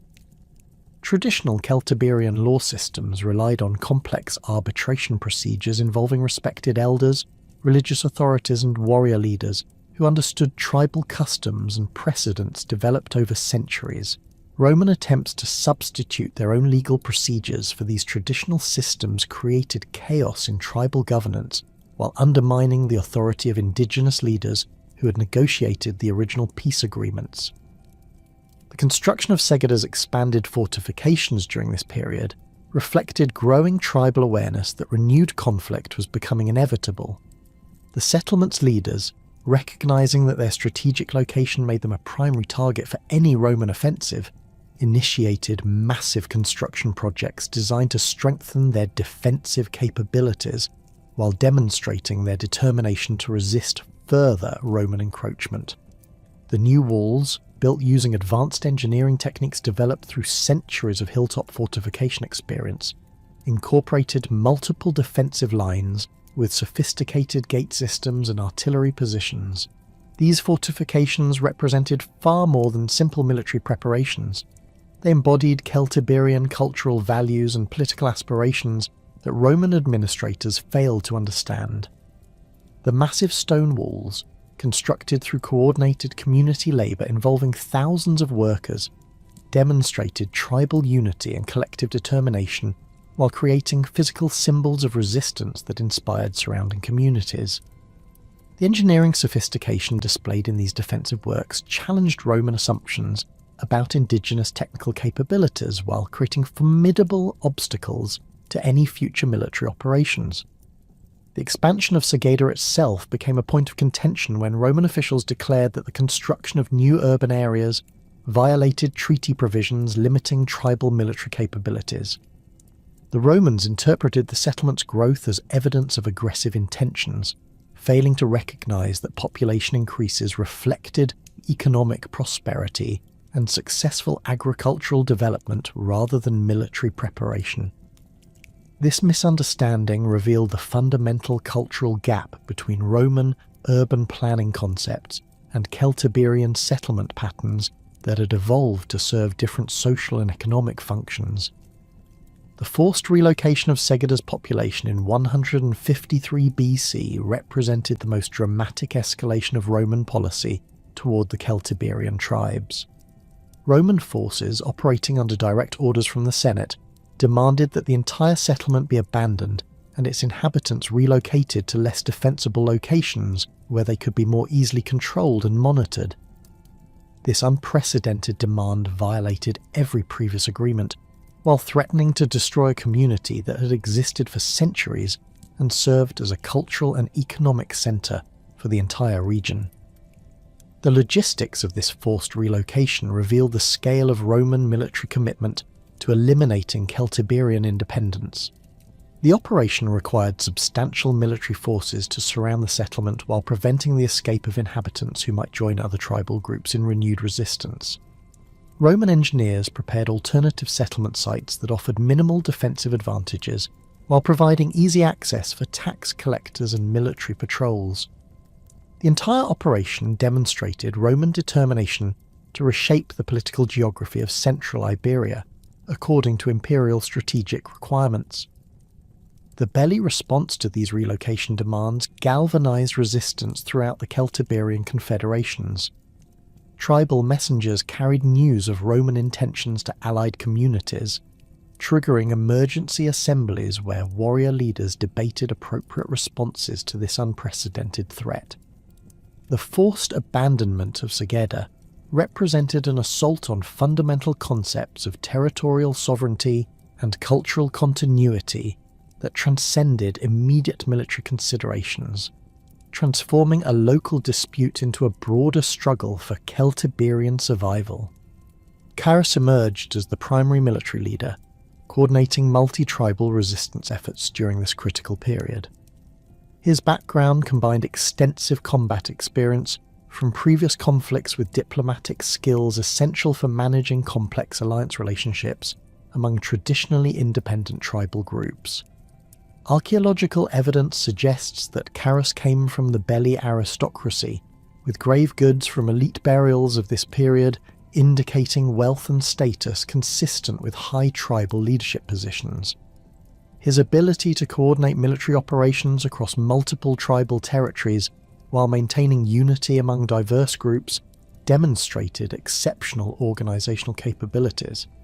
The military preparations coordinated under Carus's leadership represented the most sophisticated indigenous resistance effort that Romans had yet encountered in Iberia. Unlike previous tribal uprisings that relied primarily on local resources and traditional warfare methods, this coordinated response involved systematic planning, resource allocation, and strategic coordination that challenged Roman assumptions about indigenous military capabilities. Weapon production increased dramatically throughout Celtiberian territory, with smiths working continuously to equip expanded warrior forces while developing new tactical equipment adapted to anticipated Roman countermeasures. The coordination of intelligence networks represented another crucial aspect of Celtiberian military preparation that Roman commanders initially underestimated. Tribal communities throughout the Central Highlands maintained extensive communication systems based on signal fires, mounted messengers, and trusted intermediaries who could move freely through territories that remained largely unknown to Roman forces. These networks provided real-time information about Roman troop movements, supply operations, and strategic planning that allowed Celtiberian forces to anticipate enemy actions while coordinating their own responses effectively. The recruitment of warrior forces from multiple tribal groups required delicate negotiations that balanced traditional autonomy with military necessity. Each tribe maintained its own warrior traditions, weapon preferences, and tactical specializations that needed to be integrated into coordinated military operations without destroying the cultural identities that motivated tribal participation. Caris and other resistance leaders developed command structures that preserved tribal leadership roles while creating unified strategic direction, a complex organizational challenge that required exceptional diplomatic skills. The Roman military response under Quintus Fulvius Nobilior represented a significant escalation of imperial commitment to resolving the Celtiberian problem through decisive military action. Nobilior's appointment as consul specifically for Iberian operations demonstrated Senate recognition that the situation required the highest levels of military leadership and substantial resource commitments. His forces included not only veteran legions with extensive campaign experience, but also specialized auxiliary units recruited specifically for mountain warfare conditions. Nobilior's strategic approach emphasized rapid, decisive action designed to prevent the consolidation of tribal resistance while demonstrating Roman military superiority through overwhelming force. His operational planning called for simultaneous attacks on multiple tribal centers, preventing mutual support while forcing individual communities to surrender or face destruction. This strategy required careful coordination of multiple military columns operating across difficult terrain while maintaining supply lines that stretched hundreds of kilometers from coastal bases. The siege equipment assembled for these operations represented the most advanced military technology available to Roman forces during this period. Catapults, ballistae, and siege towers constructed specifically for mountain warfare incorporated design modifications that increased their effectiveness against hilltop fortifications while remaining transportable across difficult terrain. Roman engineers developed specialized techniques for constructing these machines, using local materials when transportation from coastal bases proved impractical, demonstrating the technical sophistication that supported imperial military operations. The initial Roman assault on Segeda revealed both the strengths and limitations of conventional siege warfare when applied to Celtiberian fortifications. The settlement's defensive works, constructed using advanced indigenous engineering techniques, proved remarkably resistant to standard Roman siege methods. The multiple defensive lines forced attackers to overcome successive obstacles while exposing them to defensive fire from protected positions. The sophisticated gate systems channeled attacking forces through killing zones where defenders enjoyed overwhelming tactical advantages.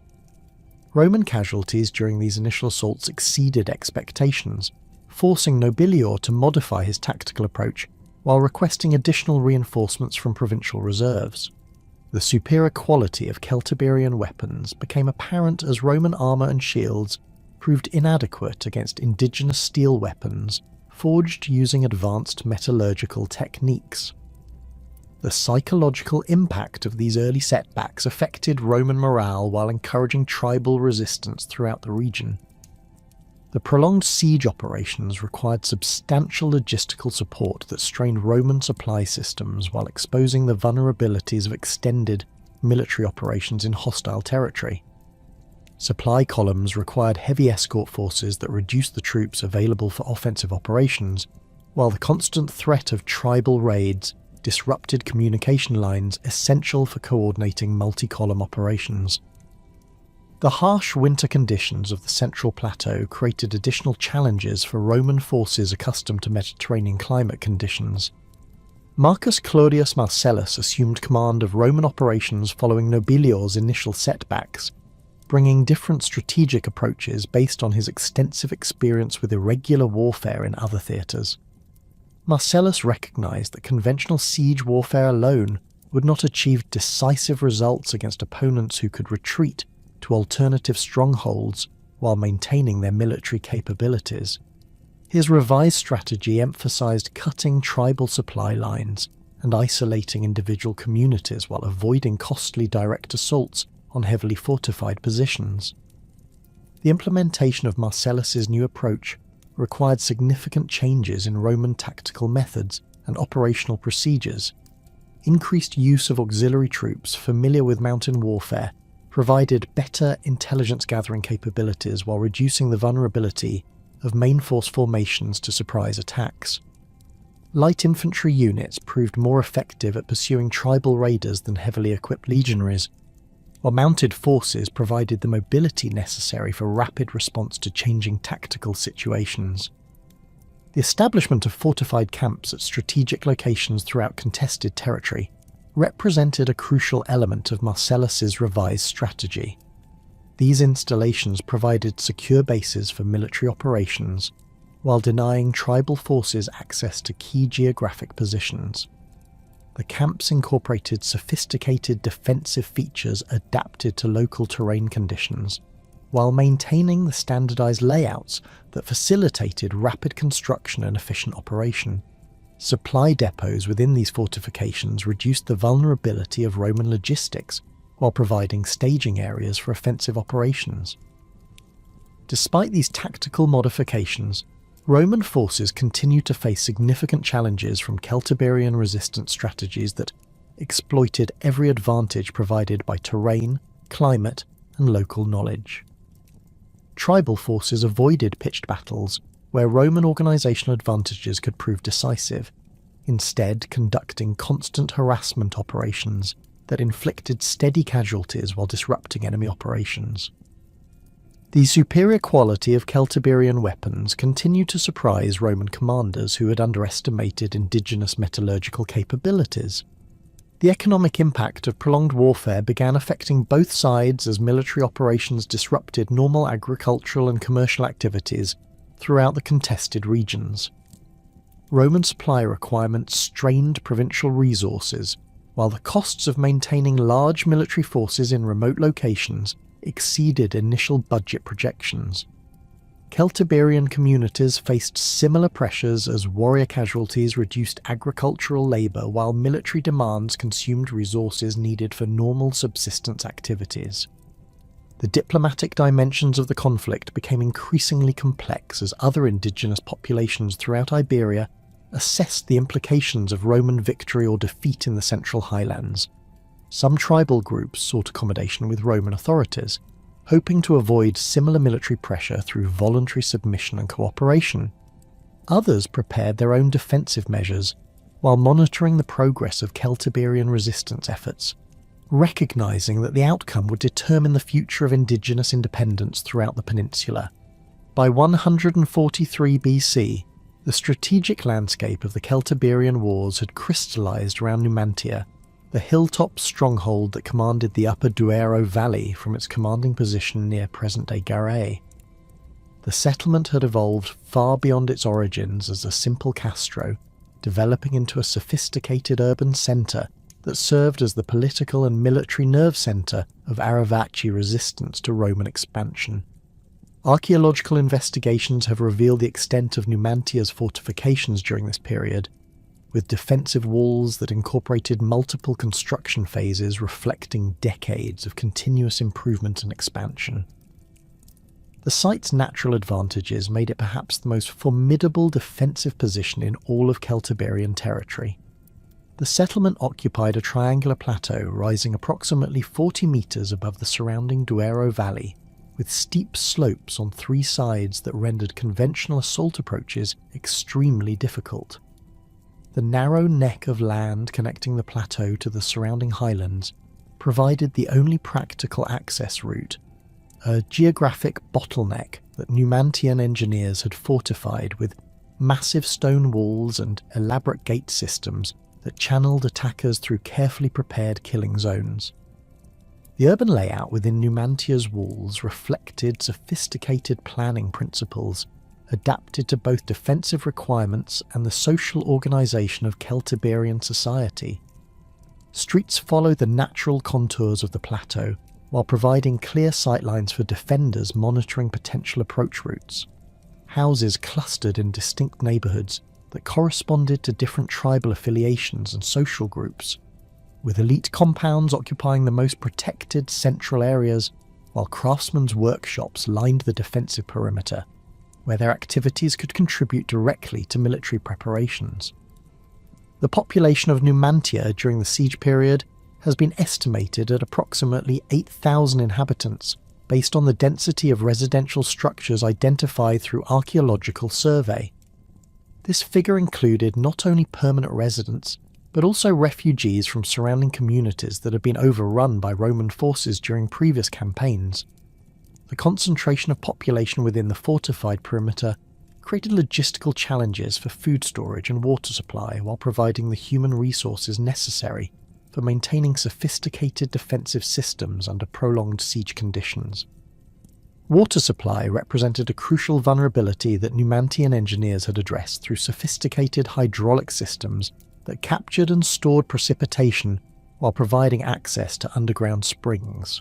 Stone-lined cisterns carved into the bedrock beneath the settlement could store sufficient water for the entire population during extended dry periods, while carefully concealed wells provided alternative sources that remained hidden from besieging forces.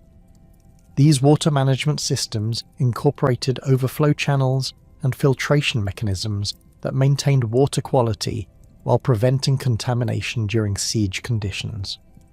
Food storage facilities within Numantia reflected the community's awareness that prolonged siege was a likely scenario requiring extensive preparation.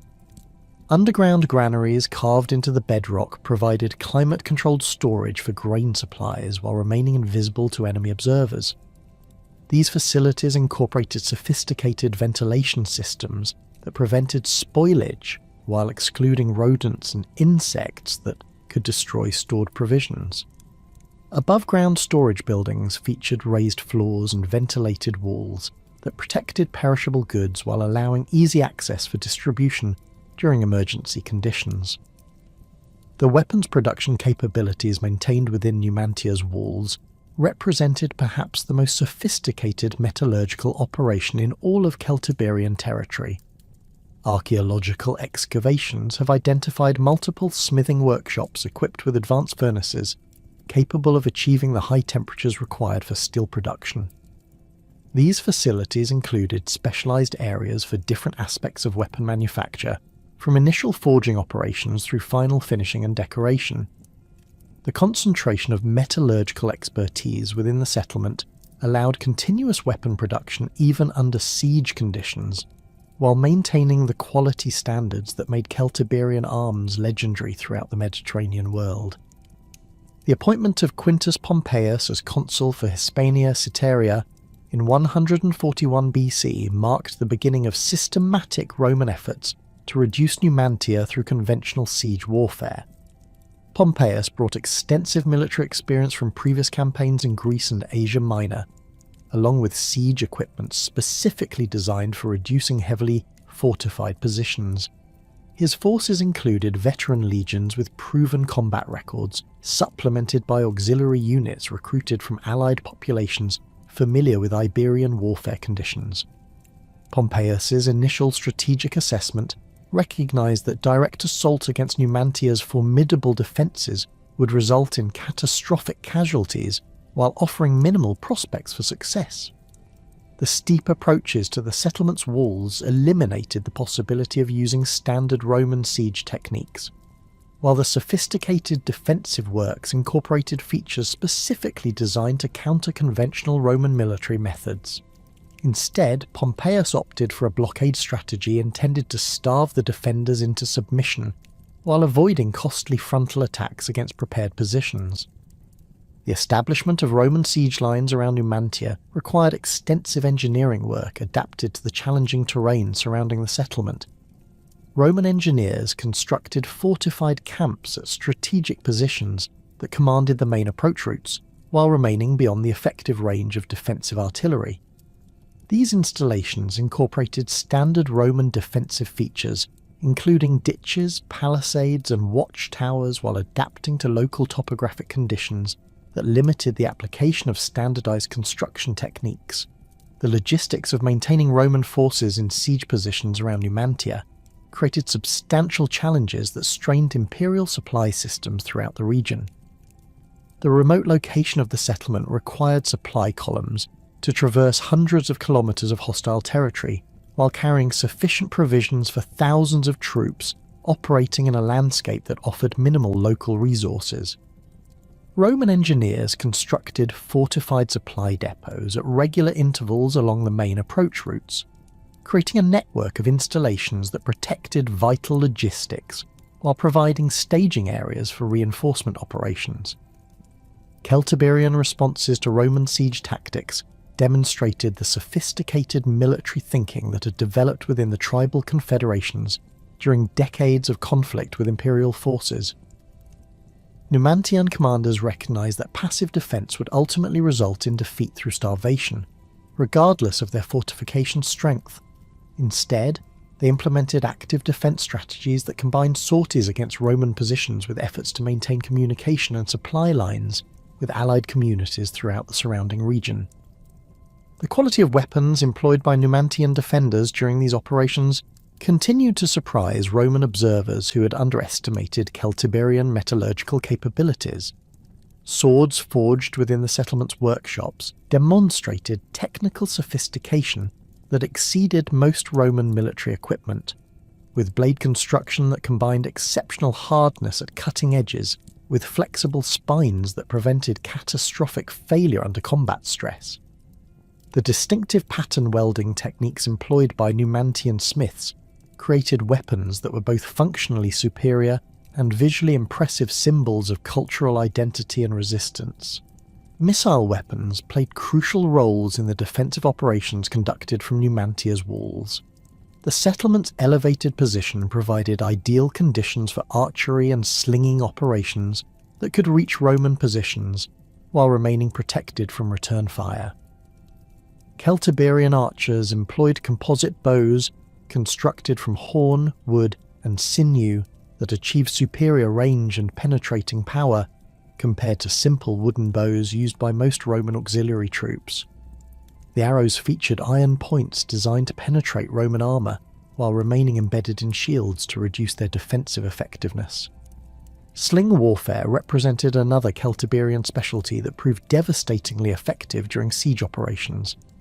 The rocky terrain surrounding Numantia provided unlimited supplies of projectiles that skilled slingers could launch with remarkable accuracy at ranges exceeding 100 meters. Lead bullets, cast in standardized molds within the settlement's workshops, achieved superior ballistic performance while conserving stone ammunition for extended operations. Some lead projectiles bore inscribed messages or symbols that served both practical identification purposes and psychological warfare functions designed to demoralize enemy forces.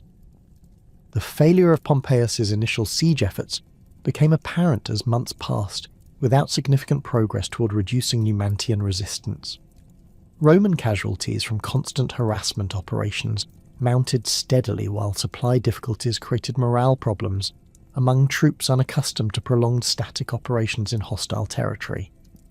The superior quality of Celtiberian weapons became a persistent source of concern as Roman equipment proved inadequate for countering indigenous military technology developed through centuries of specialized production. Quintus Caecilius Metellus assumed command of Roman operations in 142 BC, bringing different strategic approaches based on his reputation for methodical planning and systematic execution. Metellus recognized that previous commanders had underestimated both the defensive capabilities of Numantia's fortifications and the determination of its defenders to resist Roman authority, regardless of the costs involved. His revised approach emphasized cutting all external support for the besieged settlement while developing new siege techniques specifically adapted to the unique challenges presented by the site's geography.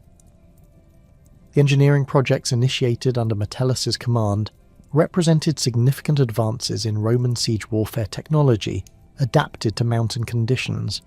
Siege towers constructed specifically for operations against Numantia incorporated design modifications that allowed them to function effectively on steep terrain while providing protection for assault troops approaching the settlement's walls. These structures featured reinforced foundations that could maintain stability on irregular ground, while supporting the weight of artillery equipment and assault ramps needed for scaling operations. Catapult batteries positioned around Numantia's perimeter provided sustained bombardment capabilities that gradually degraded the settlement's defensive works while creating psychological pressure on the defenders. Roman engineers developed specialized projectiles designed for different tactical purposes, including incendiary devices intended to start fires within the settlement and heavy stone balls that could breach defensive walls through repeated impacts. The systematic nature of these bombardments reflected Metellus's methodical approach to reducing enemy capabilities through sustained pressure rather than dramatic single actions. The construction of approachworks represented another innovation in Roman siege techniques developed specifically for the Numantian operation. Engineers built protected corridors that allowed assault troops to advance within striking distance of the settlement's walls while remaining shielded from defensive fire. These structures incorporated timber frameworks covered with hides and earth that provided protection from arrows and sling stones, while supporting the weight of soil and stone used for additional reinforcement. Counter-siege operations conducted by Numantian defenders demonstrated the sophisticated military engineering capabilities that had developed within Celtiberian communities during decades of conflict with Roman forces. Defensive engineers constructed underground tunnels that allowed sorties against Roman siege works while providing concealed access to water sources outside the settlement's walls. These tunnels incorporated sophisticated support systems and ventilation arrangements that allowed their use even during extended siege conditions.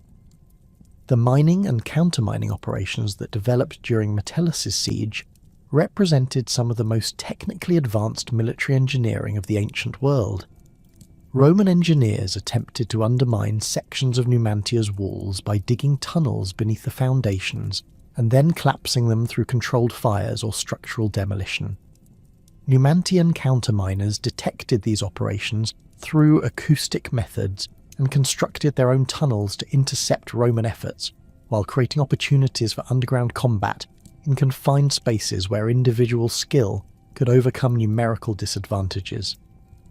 The psychological dimensions of the siege became increasingly important as both sides recognized that morale and determination would ultimately prove more decisive than purely military factors.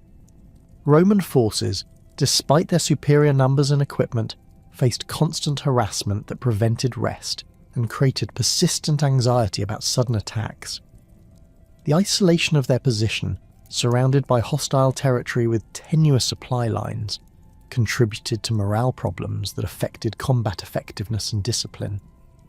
Numantian defenders, while facing the prospect of eventual starvation, maintained high morale through their confidence in their weapons, fortifications, and leadership.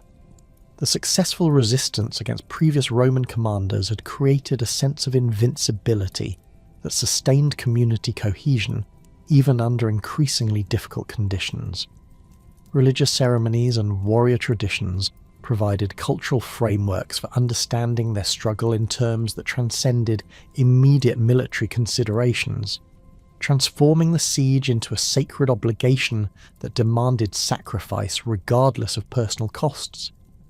The appointment of Scipio Aemilianus as consul specifically for the Numantian campaign in 134 BC represented Roman recognition that conventional siege methods had failed to achieve decisive results against this particular opponent.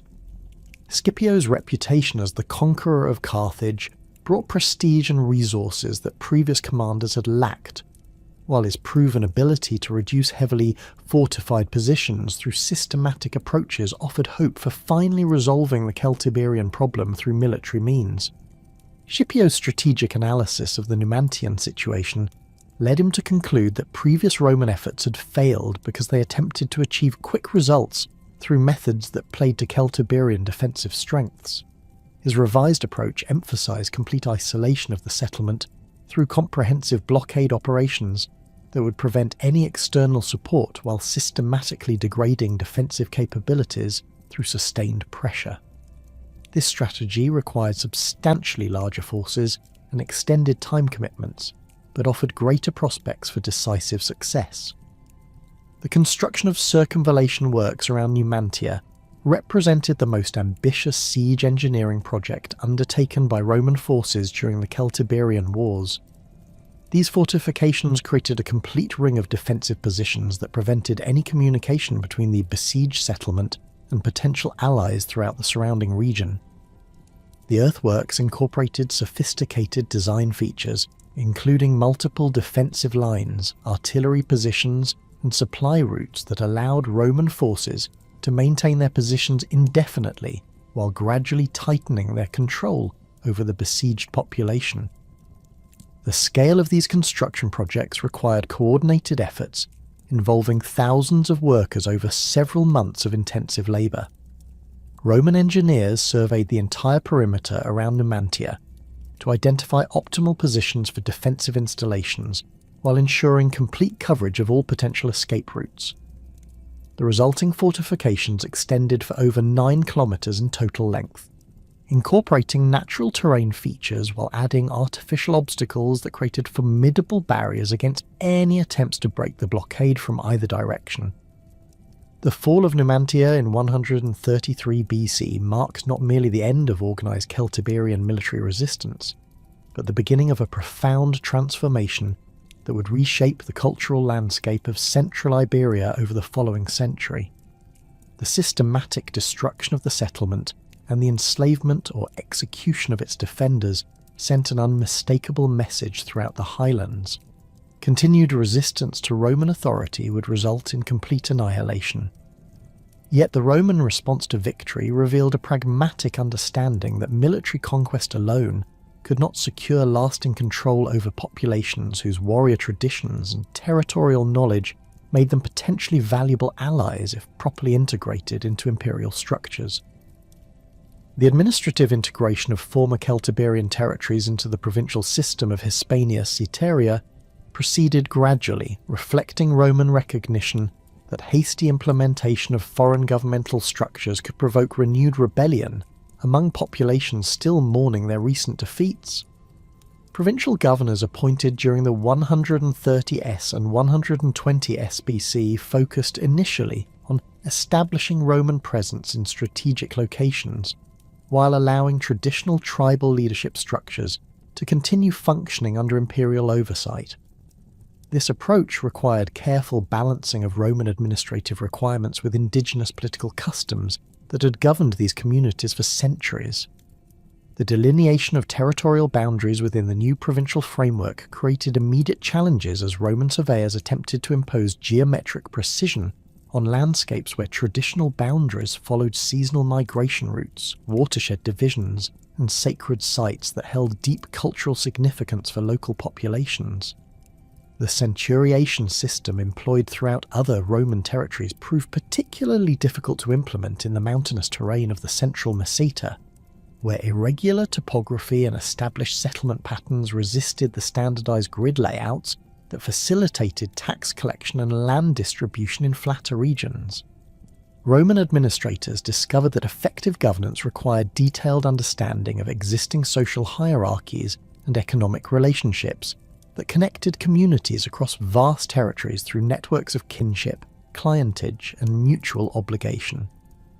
The tribal confederations that had coordinated military resistance possessed sophisticated political structures that could be adapted to serve imperial administrative purposes if properly understood and carefully modified. Rather than destroying these systems entirely, pragmatic governors began incorporating traditional leaders into Roman administrative hierarchies, while gradually introducing imperial legal procedures and fiscal obligations. The establishment of Roman legal jurisdiction throughout former Celtiberian territories represented one of the most significant challenges facing provincial administrators during this period. Indigenous legal traditions relied heavily on oral precedents, customary procedures, and community consensus mechanisms that differed fundamentally from Roman written law codes and formal court procedures. The resolution of disputes involving property rights, inheritance claims, and commercial agreements required careful negotiation between Roman legal principles and tribal customs that local populations understood and accepted as legitimate. Roman law's emphasis on individual property rights created particular difficulties in regions where communal ownership patterns governed access to grazing lands, water sources, and mineral deposits that entire communities had utilised for generations. The conversion of these traditional use rights into individual ownership titles required extensive surveying operations and legal documentation that often ignored the complex seasonal and ceremonial obligations that had regulated resource utilisation under indigenous systems. These changes frequently created conflicts between community members who found their traditional access rights suddenly restricted by newly established property boundaries. The gradual introduction of Roman commercial law facilitated increased trade between former Celtiberian communities and Mediterranean markets, but also disrupted traditional exchange relationships that had maintained economic balance among highland populations. Roman emphasis on monetary transactions and standardized weights and measures replaced barter systems and customary exchange rates that had evolved to accommodate seasonal variations in agricultural production and pastoral activities. Local populations required time to adapt to these new commercial practices while learning to navigate legal procedures that governed contracts, debt collection, and dispute resolution under Roman jurisdiction. Urban planning initiatives undertaken in former Celtiberian settlements during the late 2nd and early 1st centuries BC reflected Roman attempts to transform traditional hilltop fortifications into administrative centres that could serve imperial governmental functions while accommodating local populations accustomed to different architectural styles and spatial arrangements. The rectangular grid patterns favoured by Roman planners often conflicted with the organic growth patterns of indigenous settlements that had developed around natural terrain features and defensive requirements over many generations. The reconstruction of Numantia beginning in the 120 SBC provided the most dramatic example of Roman urban planning principles applied to a site with profound cultural significance for local populations. Roman engineers levelled much of the original settlement's irregular street system, replacing it with orthogonal layouts that facilitated administrative functions while symbolically demonstrating imperial control over spaces that had previously embodied Celtiberian independence. The new forum complex occupied the central plateau area, where traditional assembly spaces had hosted tribal councils and religious ceremonies for centuries. Architectural styles introduced during this reconstruction phase combined Roman structural techniques with decorative elements that acknowledged local artistic traditions and building practices. Stone masonry work incorporated indigenous techniques for fitting irregular blocks while adopting Roman methods for creating level foundations and standardized wall heights. Roofing systems utilized local materials including stone slabs and timber framing while incorporating Roman innovations such as ceramic tiles and improved drainage systems that enhanced durability and weather resistance. Residential architecture evolved gradually as local populations adapted Roman house plans to accommodate traditional family structures and social customs that differed from Mediterranean urban practices. The atrium-style houses favoured by Roman colonists required modifications to function effectively in the harsh continental climate of the Central Plateau, where winter temperatures and summer heat extremes demanded different approaches to interior heating and ventilation. Local builders developed hybrid architectural forms that combined Roman spatial organisation with indigenous techniques for climate control and structural stability. Public buildings constructed during this period served dual functions as symbols of Roman authority and practical facilities for administrative operations that required local participation and acceptance. Basilicas designed for legal proceedings incorporated traditional assembly spaces where community leaders could participate in judicial processes while maintaining some connection to indigenous decision-making customs. Bath complexes introduced Roman hygiene practices while providing social gathering spaces that gradually replaced traditional meeting areas associated with pre-conquest political structures. Religious transformation throughout former Celtiberian territories proceeded more slowly than administrative or architectural changes, reflecting the deep cultural significance of indigenous spiritual practices and the Roman policy of religious tolerance that allowed local deities to continue receiving worship alongside newly introduced imperial cults.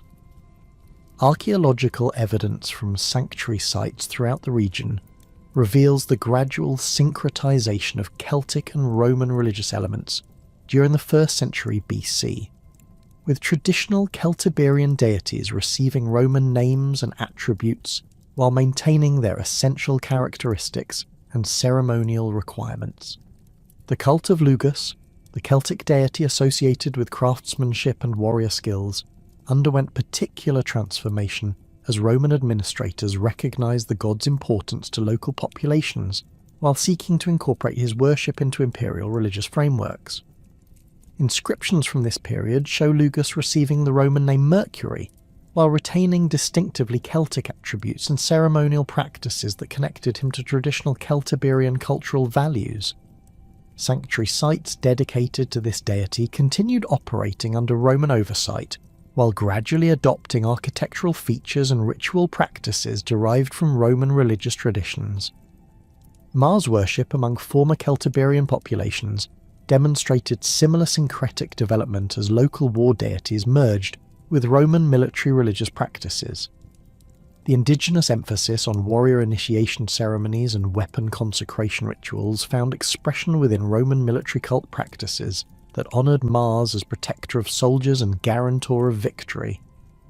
Votive deposits from sanctuary sites show traditional Celtiberian weapons and military equipment being dedicated according to Roman ceremonial procedures, while maintaining indigenous symbolic meanings and cultural associations. The introduction of imperial cult worship represented a more dramatic innovation that required careful adaptation to local political and religious sensibilities. The deification of Roman emperors and the requirement for public ceremonies honouring imperial achievements created obligations that had no precedent in Celtiberian religious traditions. Local populations gradually incorporated these new ceremonial requirements into existing festival calendars while maintaining traditional celebrations that honoured indigenous deities and seasonal cycles important to agricultural and pastoral activities. Religious architecture evolved to accommodate these syncretic practices through the construction of temples that combined Roman structural principles with decorative elements and spatial arrangements that reflected local spiritual traditions. Temple complexes built during the 1st century BC typically featured Roman-style colonnades and formal altar arrangements, while incorporating sacred groves, water features, and orientation patterns that acknowledged indigenous religious requirements. These hybrid architectural forms created spaces where traditional and imperial religious practices could coexist, while gradually evolving towards more thoroughly Romanized ceremonial programs. Economic transformation throughout former Celtiberian territories accelerated dramatically during the 1st century BC as Roman mining operations expanded to exploit the region's substantial mineral resources. The silver deposits of the Sierra Morena and the Sistema Central had been worked on a limited scale by indigenous populations for centuries, but Roman engineering capabilities and organizational methods enabled extraction operations of unprecedented scale and efficiency. These mining activities created new economic opportunities while fundamentally altering traditional relationships between communities and their natural environments. The silver mines at Carthago Nova became the primary focus of Roman extraction efforts, with engineering projects that included extensive underground workings, sophisticated drainage systems, and processing facilities capable of handling massive quantities of ore. The labour requirements for these operations drew workers from throughout the former Celtiberian territories, creating new patterns of seasonal migration and permanent relocation that disrupted traditional community structures, while providing economic opportunities for populations struggling to adapt to post-conquest conditions. Mining operations required substantial infrastructure development, including roads, aqueducts, and processing facilities that connected remote extraction sites with transportation networks capable of moving finished products to Mediterranean markets. Roman engineers constructed elaborate systems of galleries, shafts, and drainage tunnels that penetrated deep into mountainsides while maintaining safe working conditions and efficient ore extraction procedures. These projects demonstrated Roman technical capabilities while creating permanent alterations to landscapes that had remained largely unchanged for centuries. The social impact of mining operations extended far beyond the immediate workforce, as entire communities became economically dependent on extraction activities that operated according to Roman production schedules and market demands rather than traditional seasonal cycles. Agricultural communities found themselves supplying food and materials to mining settlements while adapting their production patterns to serve markets that operated according to imperial rather than local requirements. These changes created new forms of economic interdependence while weakening traditional subsistence strategies that had provided security during periods of environmental stress or political disruption. Lead extraction operations in the Cantabrian Mountains and other highland regions provided additional economic opportunities while requiring different technical approaches adapted to local geological conditions. Roman engineers developed specialized techniques for processing lead ores while creating transportation systems that could move heavy metal products across difficult mountain terrain to coastal shipping facilities. These operations employed substantial numbers of local workers while introducing new technologies and production methods that gradually influenced other aspects of regional economic activity. The monetization of economic relationships throughout former Celtiberian territories accompanied the expansion of mining operations, as Roman administrators sought to integrate local populations into imperial fiscal systems that relied on standardized currency and taxation procedures. Traditional barter relationships and customary exchange rates gave way to monetary transactions that required local populations to acquire Roman coins while learning to navigate commercial practices that differed significantly from indigenous economic customs. Roman currency circulation patterns reveal the gradual penetration of monetized exchange relationships into highland communities that had previously operated according to gift economies and reciprocal obligation systems. Archaeological deposits from settlement sites show increasing quantities of Roman coins appearing in contexts that suggest their use for local transactions rather than merely as stores of value or symbols of Roman political authority. This transition required substantial cultural adaptation as communities learned to assign monetary values to goods and services that had previously been exchanged according to social relationships and ceremonial obligations. Tax collection procedures implemented throughout the region required local populations to generate cash income sufficient to meet Roman fiscal obligations while maintaining traditional subsistence activities essential for community survival. This dual economic burden created pressures that forced many communities to participate in market activities that connected them to Mediterranean commercial networks, while potentially undermining traditional economic strategies that had provided stability during periods of environmental or political stress. The transformation of economic relationships throughout former Celtiberian territories created new contexts for written communication that preserved indigenous linguistic traditions while adapting them to Roman administrative requirements. The bronze tablets discovered at Botorita represent the most substantial corpus of Celtiberian writing, providing unprecedented insight into the administrative vocabulary and legal concepts that developed during the transition from tribal governance to Roman provincial administration. The longest of these inscriptions, known as Botorita I, contains over 200 words arranged in 11 lines of text that reveal sophisticated legal terminology adapted from Celtic linguistic roots to express concepts required for Roman-style governmental procedures. The script system employed in these inscriptions demonstrates the remarkable adaptability of Celtiberian intellectual culture, as indigenous scribes modified the Iberian writing system to accommodate the phonological requirements of their Celtic language. The Iberian script, fundamentally syllabic in structure, required extensive adaptation to represent the consonant clusters and vowel sequences characteristic of Celtic languages. Celtiberian scribes developed innovative solutions, including the creation of new symbols for sounds that did not exist in Iberian, while establishing consistent orthographic conventions that allowed accurate representation of their spoken language in written form.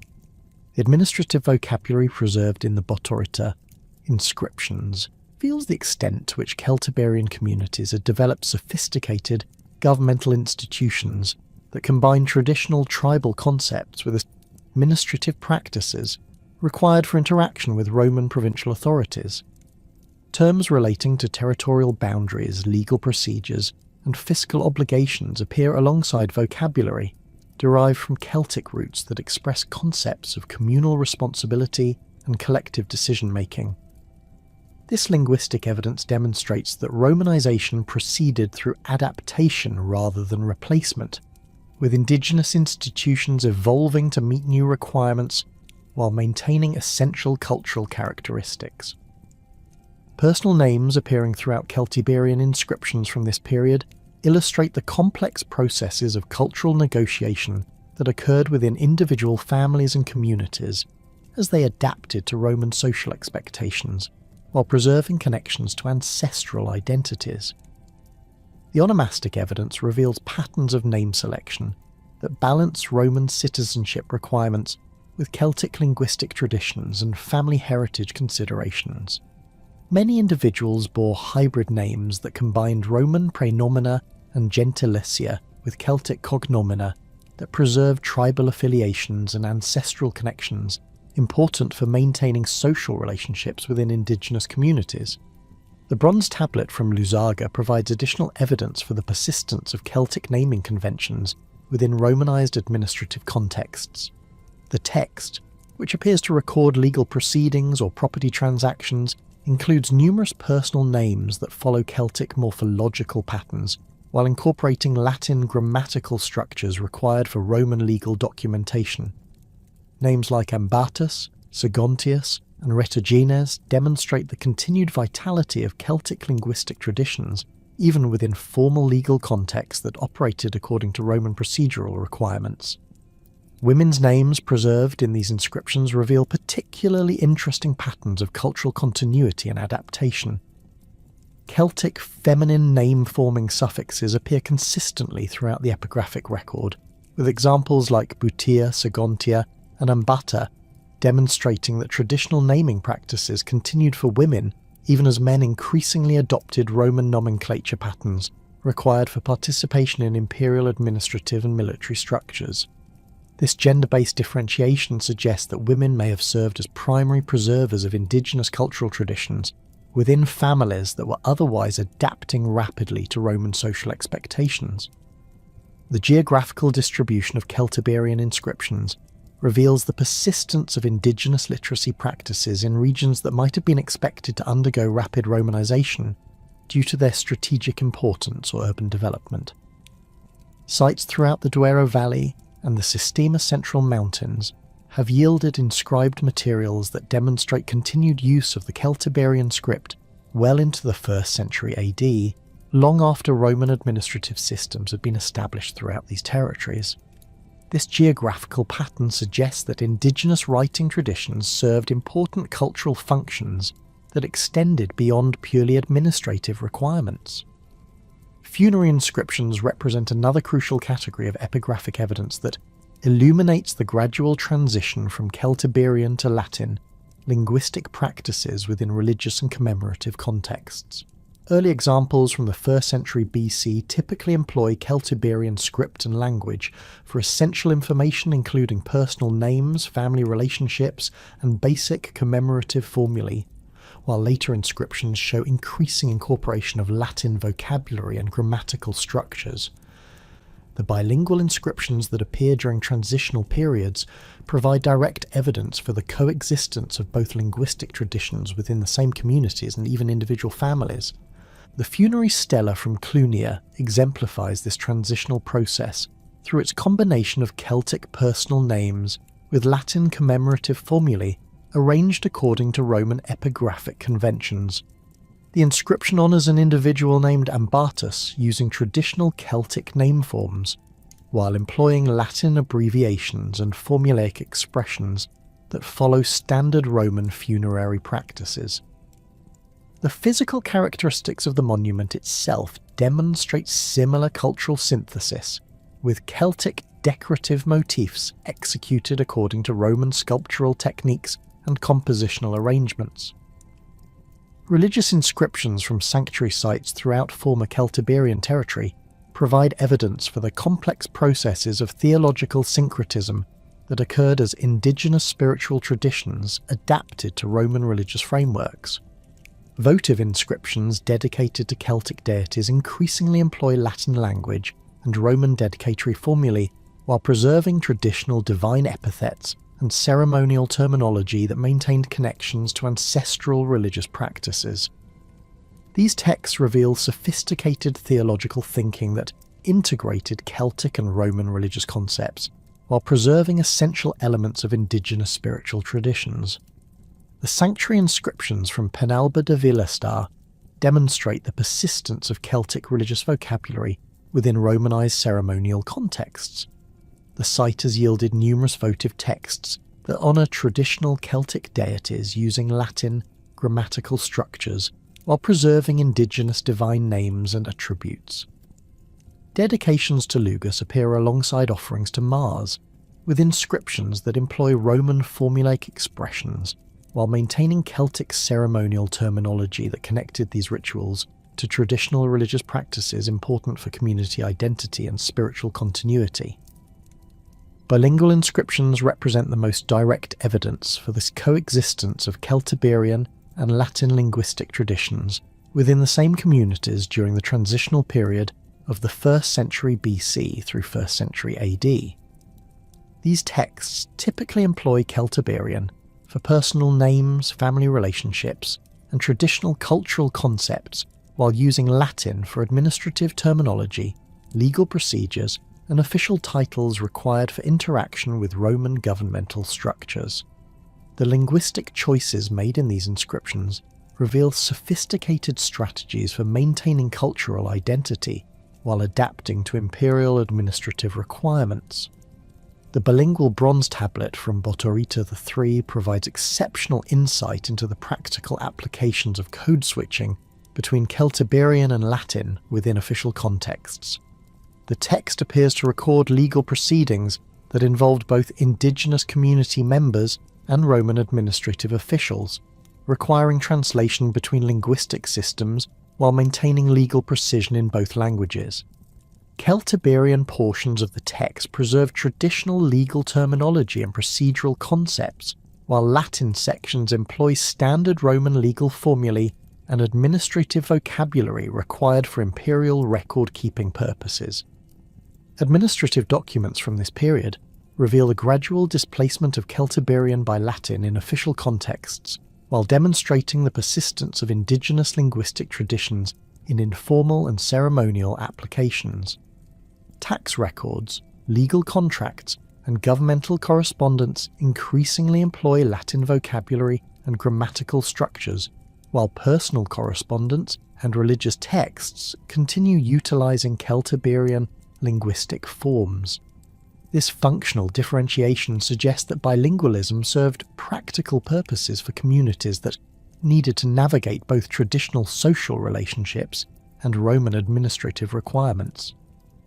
The survival of Celtic naming conventions within increasingly Romanized communities demonstrates the cultural importance attached to maintaining connections to ancestral identities, even as other aspects of traditional life underwent dramatic transformation. Archaeological evidence from cemetery sites reveals that individuals with fully Roman names often received burial treatment that incorporated traditional Celtiberian practices including weapon deposits, ceramic vessels, and grave goods arrangements that followed indigenous cultural patterns rather than Roman funerary customs. The cemetery at Caratiems provides extensive evidence for this cultural continuity within changing linguistic practices. Grave markers from the 1st century AD employ Latin inscriptions and Roman commemorative formulae, while the associated burials include traditional Celtic grave goods and follow indigenous spatial arrangements that maintained connections to ancestral burial customs. Personal names appearing on these monuments frequently combine Roman gentilicia with Celtic cognomina that preserve tribal affiliations and family heritage, important for maintaining social relationships within local communities. Religious terminology preserved in late Celtiberian inscriptions reveals the sophisticated theological vocabulary that had developed within indigenous spiritual traditions over centuries of cultural development. Terms relating to divine attributes, ceremonial procedures, and sacred obligations appear in contexts that demonstrate their continued importance for community religious life, even as Roman religious practices gained prominence in official contexts. This specialized vocabulary suggests that traditional religious practices continued serving important cultural functions that Roman religious innovations could not entirely replace.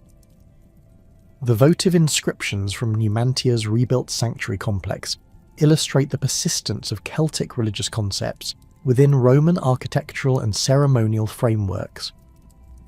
Dedications to traditional Celtic deities employ indigenous theological terminology while following Roman epigraphic conventions and utilizing Latin grammatical structures required for official religious documentation. These texts preserve Celtic divine epithets and ceremonial formulae while demonstrating adaptation to Roman religious administrative requirements that governed official sanctuary operations. Craft specialization terminology appearing in Celtiberian inscriptions provides evidence for the continuation of traditional technical knowledge and production methods within communities that were otherwise undergoing rapid cultural transformation.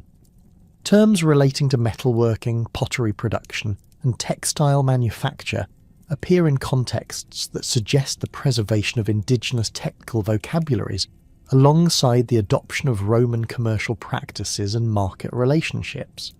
This specialized terminology indicates that traditional craft knowledge continued serving important economic functions, even as production methods adapted to serve Roman market demands. The inscribed potter's marks and metalworkers' signatures found throughout former Celtiberian territory demonstrate the persistence of traditional craft identities within increasingly monetized economic relationships. These marks typically employ Celtic personal names and traditional symbols, while appearing on products that were manufactured according to Roman technical specifications and distributed through imperial commercial networks. The combination of indigenous cultural markers with Roman production standards suggests that craft specialists maintained connections to traditional cultural identities while adapting their skills to serve new market opportunities. Legal terminology preserved in late Celtiberian inscriptions reveals the sophisticated jurisprudential concepts that had developed within indigenous legal traditions over centuries of tribal governance. Terms relating to property rights, inheritance procedures, and dispute resolution mechanisms appear in contexts that demonstrate their continued relevance for community legal practices, even as Roman legal procedures gain prominence in official contexts. This specialized vocabulary suggests that traditional legal concepts continued serving important social functions that Roman legal innovations could not entirely replace without creating significant cultural disruption.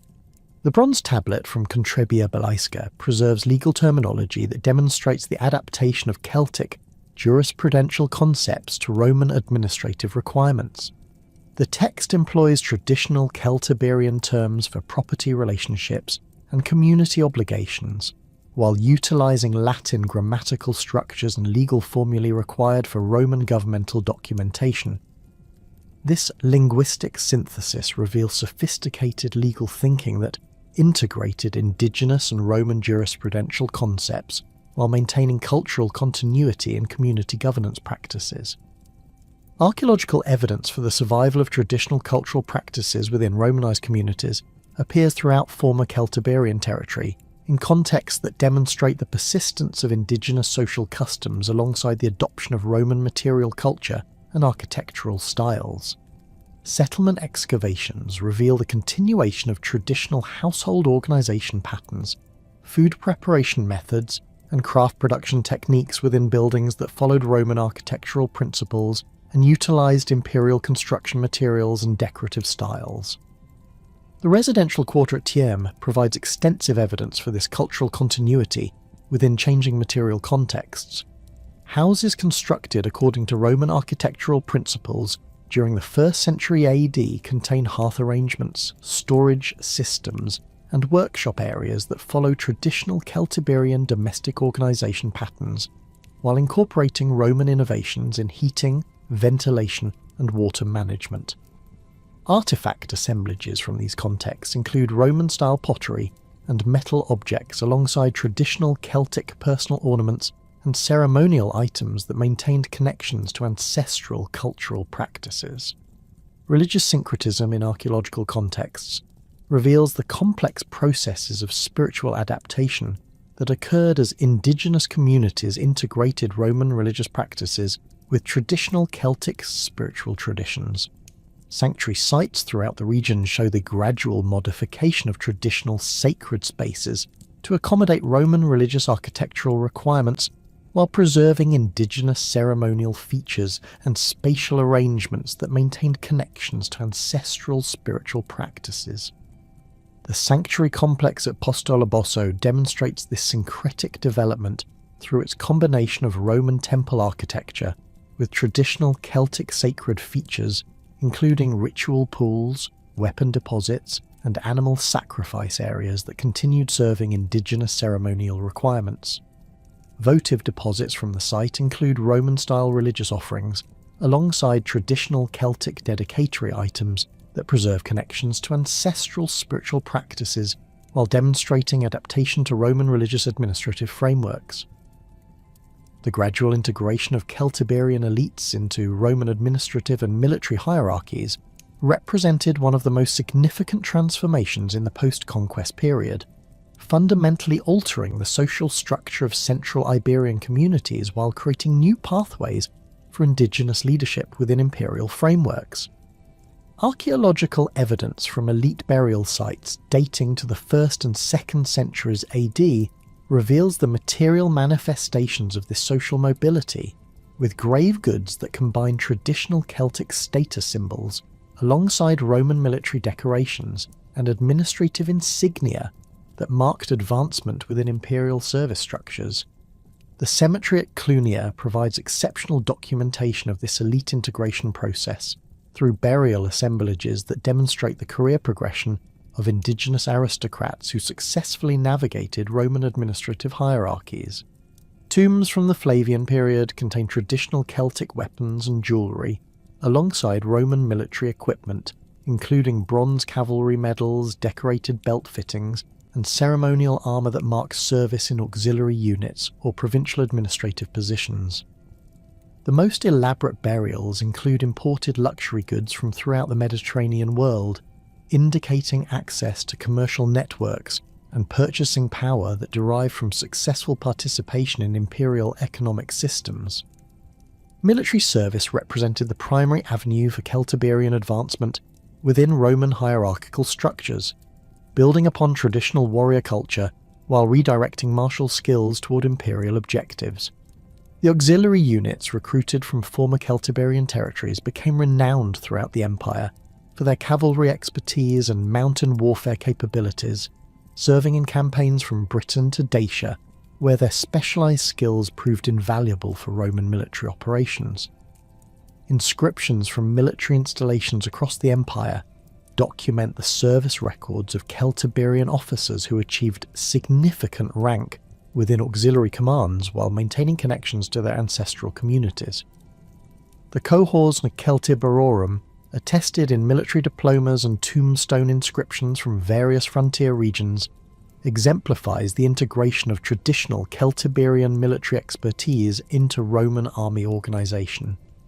Unit members retained their ethnic identity while serving imperial strategic objectives, creating hybrid military cultures that combined Roman discipline and organisation with indigenous tactical knowledge and warrior traditions.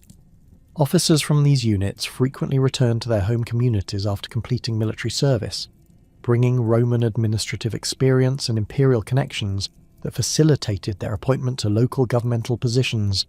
Equestrian careers became increasingly accessible to wealthy Celtiberian families during the 1st and 2nd centuries AD, as imperial administrators recognised the value of incorporating local elites into provincial governance structures. The cursus honorum inscriptions from Sega Briga and other urban centres document the progression of indigenous aristocrats through municipal magistracies toward provincial administrative positions that required Roman citizenship and demonstrated loyalty to imperial institutions.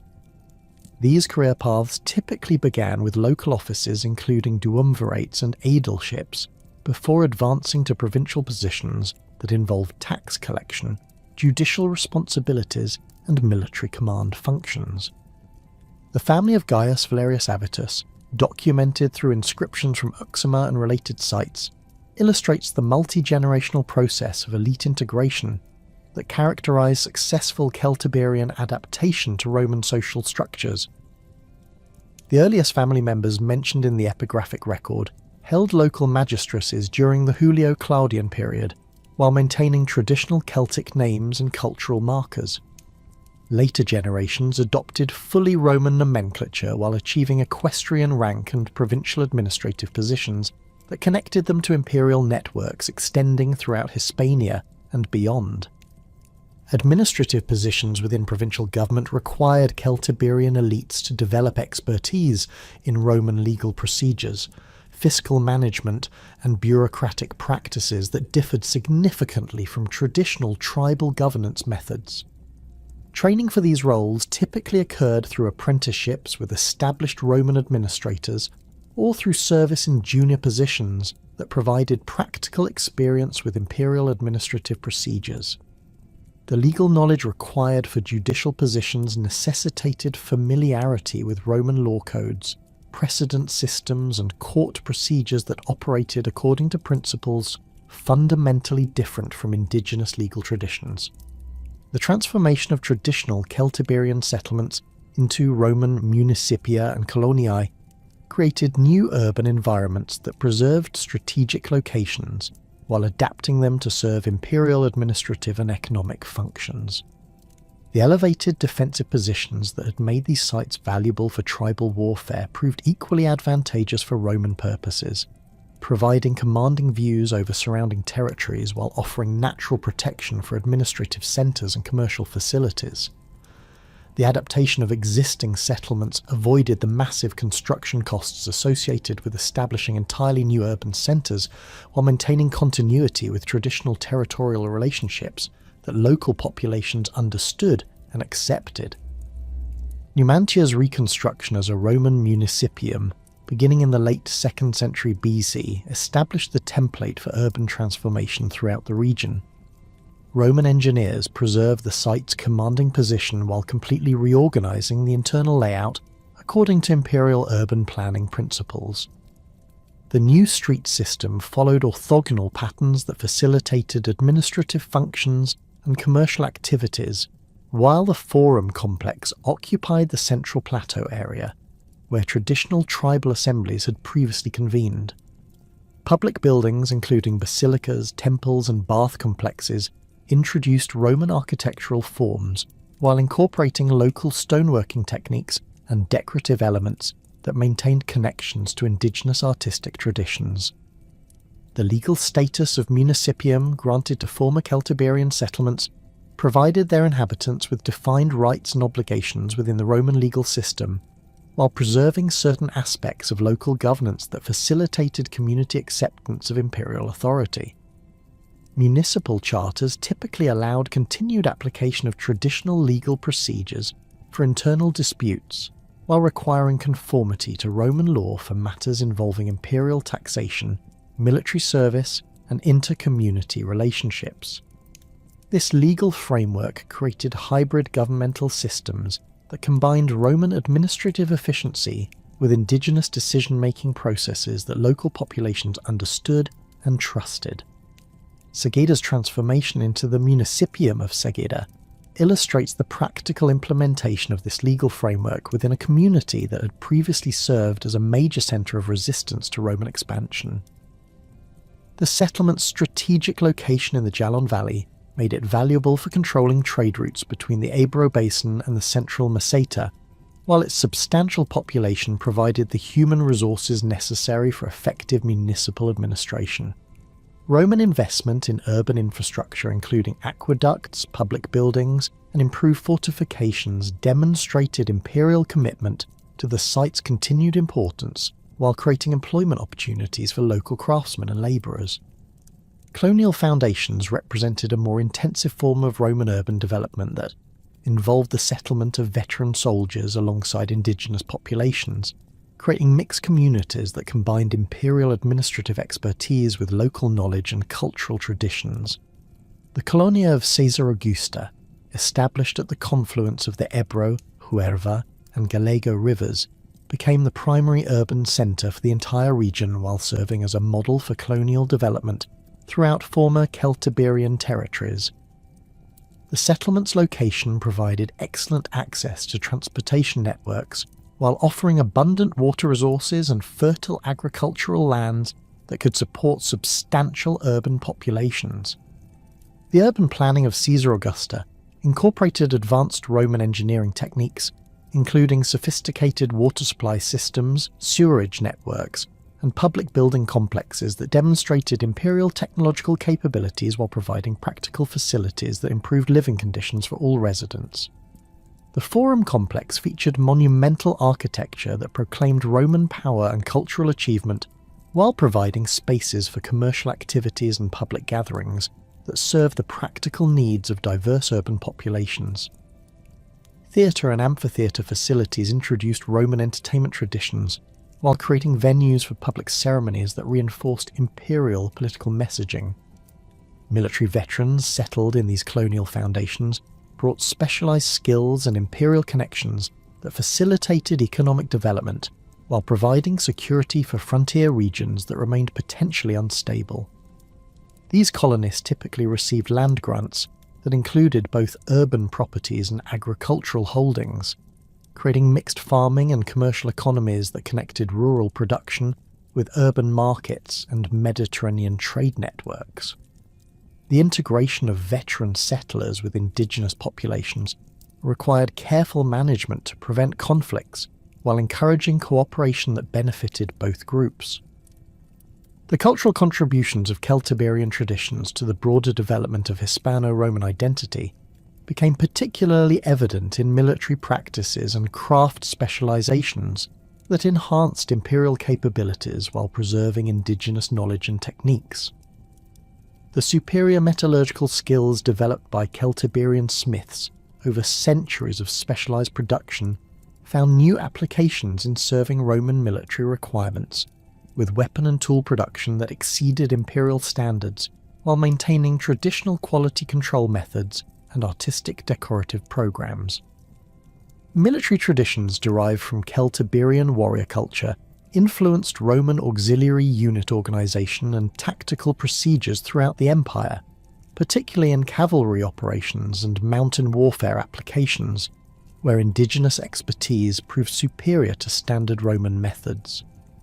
The emphasis on individual combat skills and weapon mastery that characterized traditional Celtiberian military training enhanced Roman military effectiveness, while preserving cultural practices that maintained community, identity, and social cohesion. Training methods developed within tribal warrior societies provided models for Roman military education that improved soldier preparation while reducing training costs and time requirements. Cavalry techniques developed by Celtiberian horsemen became standard practices throughout Roman auxiliary forces, with riding skills and horse management methods that demonstrated superior effectiveness compared to Mediterranean cavalry traditions. The small, hardy horses bred in the central highlands proved ideally suited for reconnaissance operations, rapid communications, and pursuit actions that required endurance and agility rather than size and strength. Breeding programs established under Roman administration preserved these bloodlines, while expanding production to meet military demands throughout the Western Empire.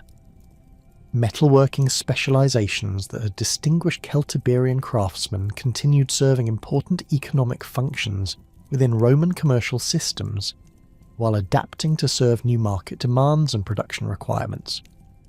The pattern welding techniques employed for sword production found applications in tool manufacturing and architectural metalwork that enhanced building construction, while reducing material costs through efficient use of iron and steel resources. Decorative metalworking skills developed for traditional jewellery and ceremonial objects adapted to serve Roman luxury markets, while preserving artistic traditions that maintain cultural continuity. Archaeological evidence from workshop sites throughout former Celtiberian territory reveals the continuation of traditional production methods within Roman commercial frameworks, with craft specializations that serve both local community needs and export markets extending throughout Hispania and beyond. Pottery production facilities at sites like Tritium Megallum developed standardized manufacturing processes that combined traditional ceramic techniques with Roman market requirements, producing terra sigillata and other specialized wares that competed successfully with products from established Mediterranean production centers. The persistence of Celtic cultural elements in rural areas throughout the imperial period demonstrates the selective nature of Romanization processes that concentrated on urban centers and strategic locations, while allowing traditional practices to continue in agricultural communities where they served practical functions and maintained social stability. Archaeological survey of rural settlement sites reveals the continuation of traditional house forms, agricultural techniques, and craft production methods well into the 3rd century AD, indicating that cultural transformation proceeded at different rates depending on local conditions and imperial administrative priorities. Rural religious practices preserved Celtic spiritual traditions within syncretic frameworks that incorporated Roman deities and ceremonial procedures, while maintaining connections to ancestral sacred sites and seasonal celebrations that regulated agricultural activities. Sanctuary sites in remote highland locations continued receiving votive offerings that followed traditional Celtic patterns, while adapting to Roman religious administrative requirements that governed official recognition and tax obligations. The persistence of Celtic divine names and ceremonial terminology in rural religious contexts indicates the continued vitality of indigenous spiritual traditions, even as urban religious practices became increasingly Romanized. Agricultural techniques developed by Celtiberian communities over centuries of adaptation to highland environmental conditions continued serving important functions within Roman provincial economies that required reliable food production for urban populations and military garrisons. Traditional crop rotation systems, livestock management practices, and soil conservation methods proved superior to Mediterranean agricultural techniques when applied to the challenging climate and terrain conditions of the central Meseta. Roman agricultural writers, including Columella, acknowledged the effectiveness of indigenous farming methods while recommending their adoption in similar environmental conditions throughout the empire. Settlement patterns in rural areas preserved traditional relationships between communities and their natural environments, while adapting to Roman administrative requirements for taxation and military recruitment. Village sites continued occupying defensible positions that provided security during periods of instability, while offering access to agricultural resources and transportation routes that connected them to urban markets and imperial administrative centres. The persistence of traditional settlement locations indicates the continued relevance of indigenous territorial knowledge and environmental adaptation strategies that served practical functions, regardless of changing political circumstances. Family structures and social organisation in rural communities maintained traditional patterns that emphasised extended kinship relationships and reciprocal obligation systems, while adapting to Roman legal requirements that governed inheritance, property rights, and civic responsibilities.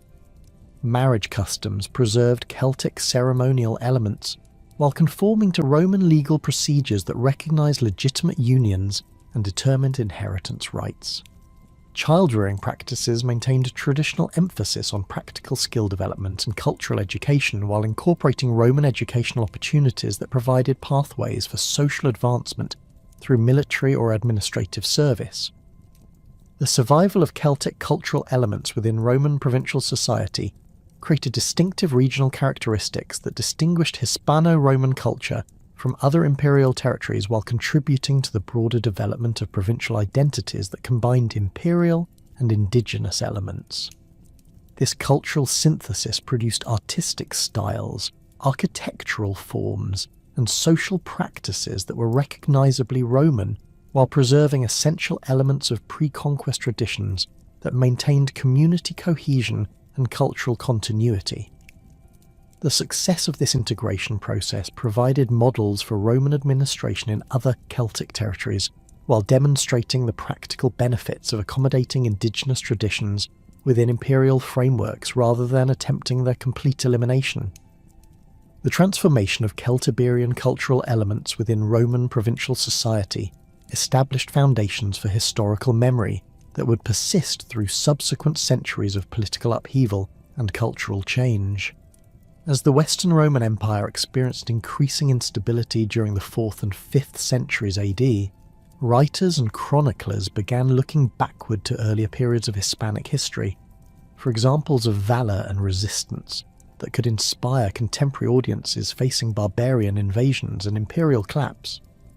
The Celtiberian Wars, particularly the Siege of Numantia, emerged as paradigmatic examples of heroic resistance against overwhelming odds, providing narrative frameworks that later authors would adapt to serve different political and cultural objectives. Paulus Orosius, writing his Historiarum Adversum Paganos Libri VII in the early 5th century, devoted considerable attention to the Celtiberian conflicts as demonstrations of divine providence operating through historical events. His account of Numantia's destruction emphasised the moral dimensions of the struggle while interpreting Celtiberian resistance as preparation for the eventual triumph of Christianity in Hispania. Orosius drew explicit parallels between Numantian defenders choosing death over slavery and Christian martyrs accepting persecution rather than abandoning their faith, creating interpretive frameworks that connected pre-Roman indigenous history with contemporary religious struggles. The Chronicle of Hydatius, composed during the mid-5th century as Visigothic kingdoms consolidated control over former Roman territories, referenced Celtiberian military prowess as evidence for the martial capabilities of Hispanic populations. Hydatius emphasised the tactical innovations and weapon quality that had distinguished Celtiberian warriors, while suggesting that these military traditions continued influencing contemporary resistance to barbarian invasions. His references to Celtiberian metallurgical expertise provided historical precedents for the superior weapons produced in Toledo and other Hispanic centres during the Visigothic period.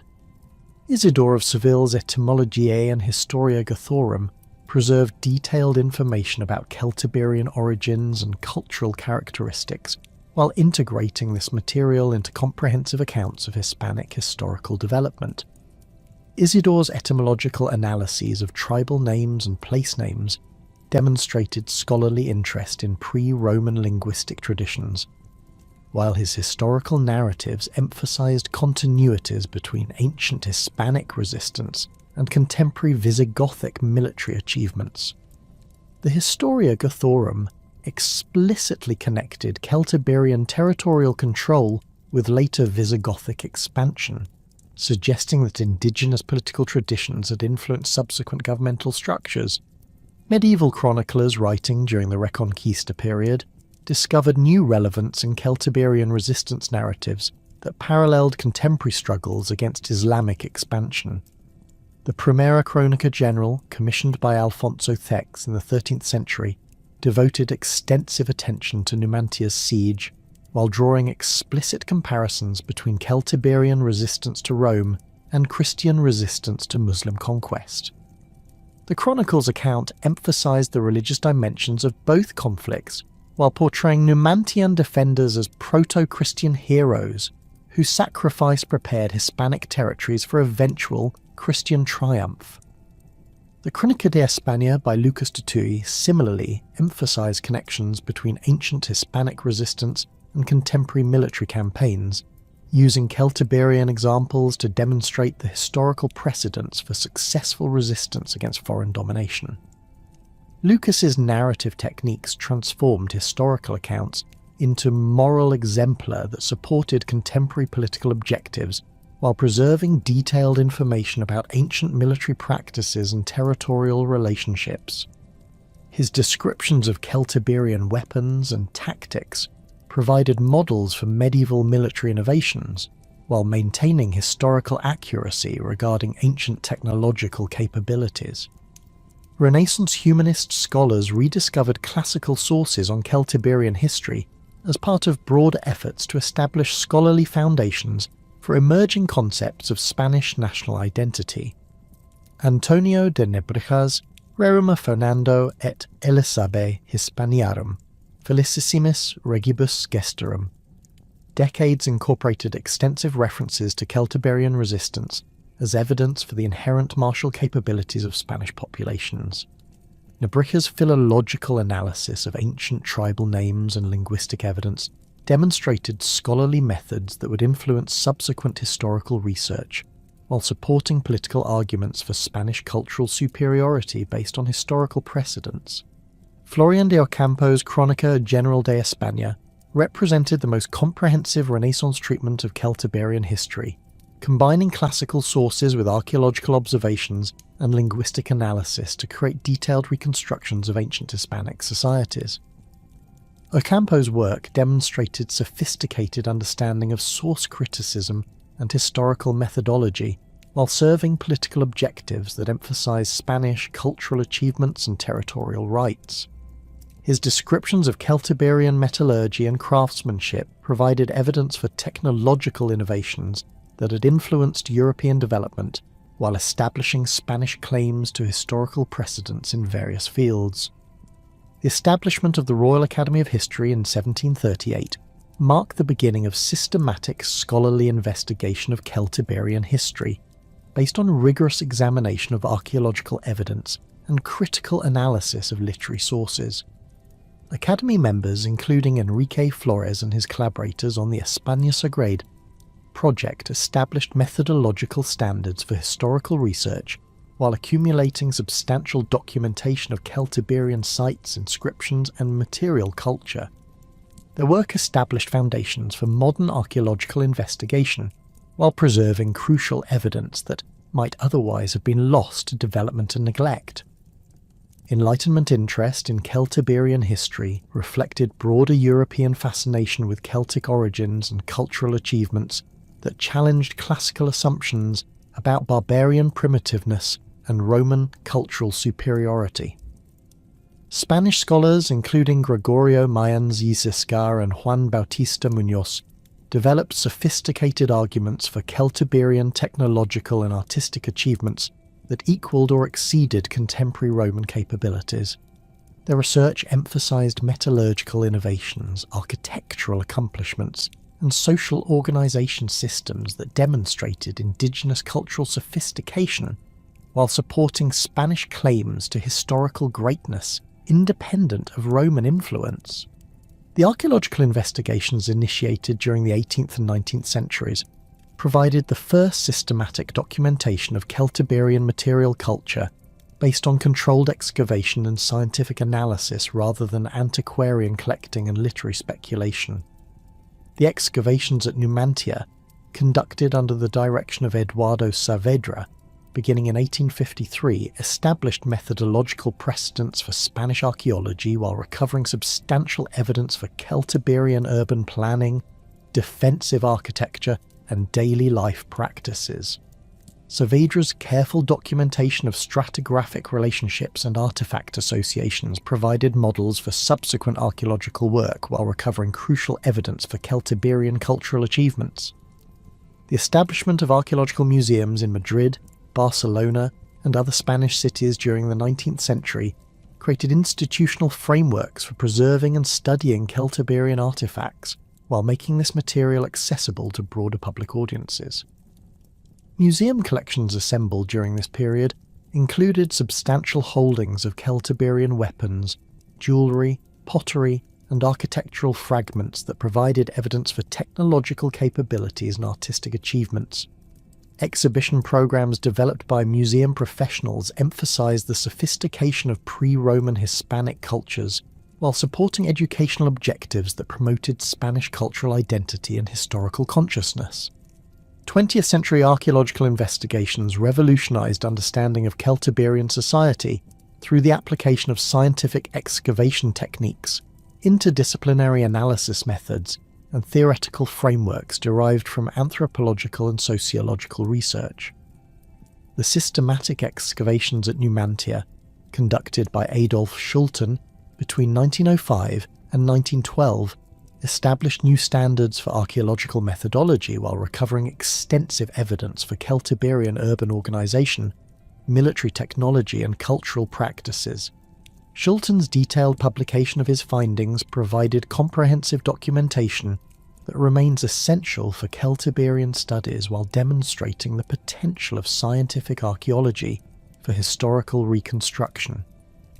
The development of settlement archaeology during the mid-20th century enabled comprehensive investigation of Celtiberian territorial organisation and economic systems through systematic survey and excavation of entire regional landscapes. Projects including the Upper Duero Survey and the Celtiberian Settlement Project documented hundreds of sites ranging from major urban centres to small rural settlements, revealing the complexity of Celtiberian social organisation and economic relationships. These investigations demonstrated the sophistication of indigenous political systems while providing evidence for technological innovations and cultural achievements that challenged previous assumptions about pre-Roman Hispanic development. Metallurgical analysis of Celtiberian weapons and tools using modern scientific techniques revealed the exceptional quality of indigenous metalworking, while documenting technological innovations that influenced subsequent European development.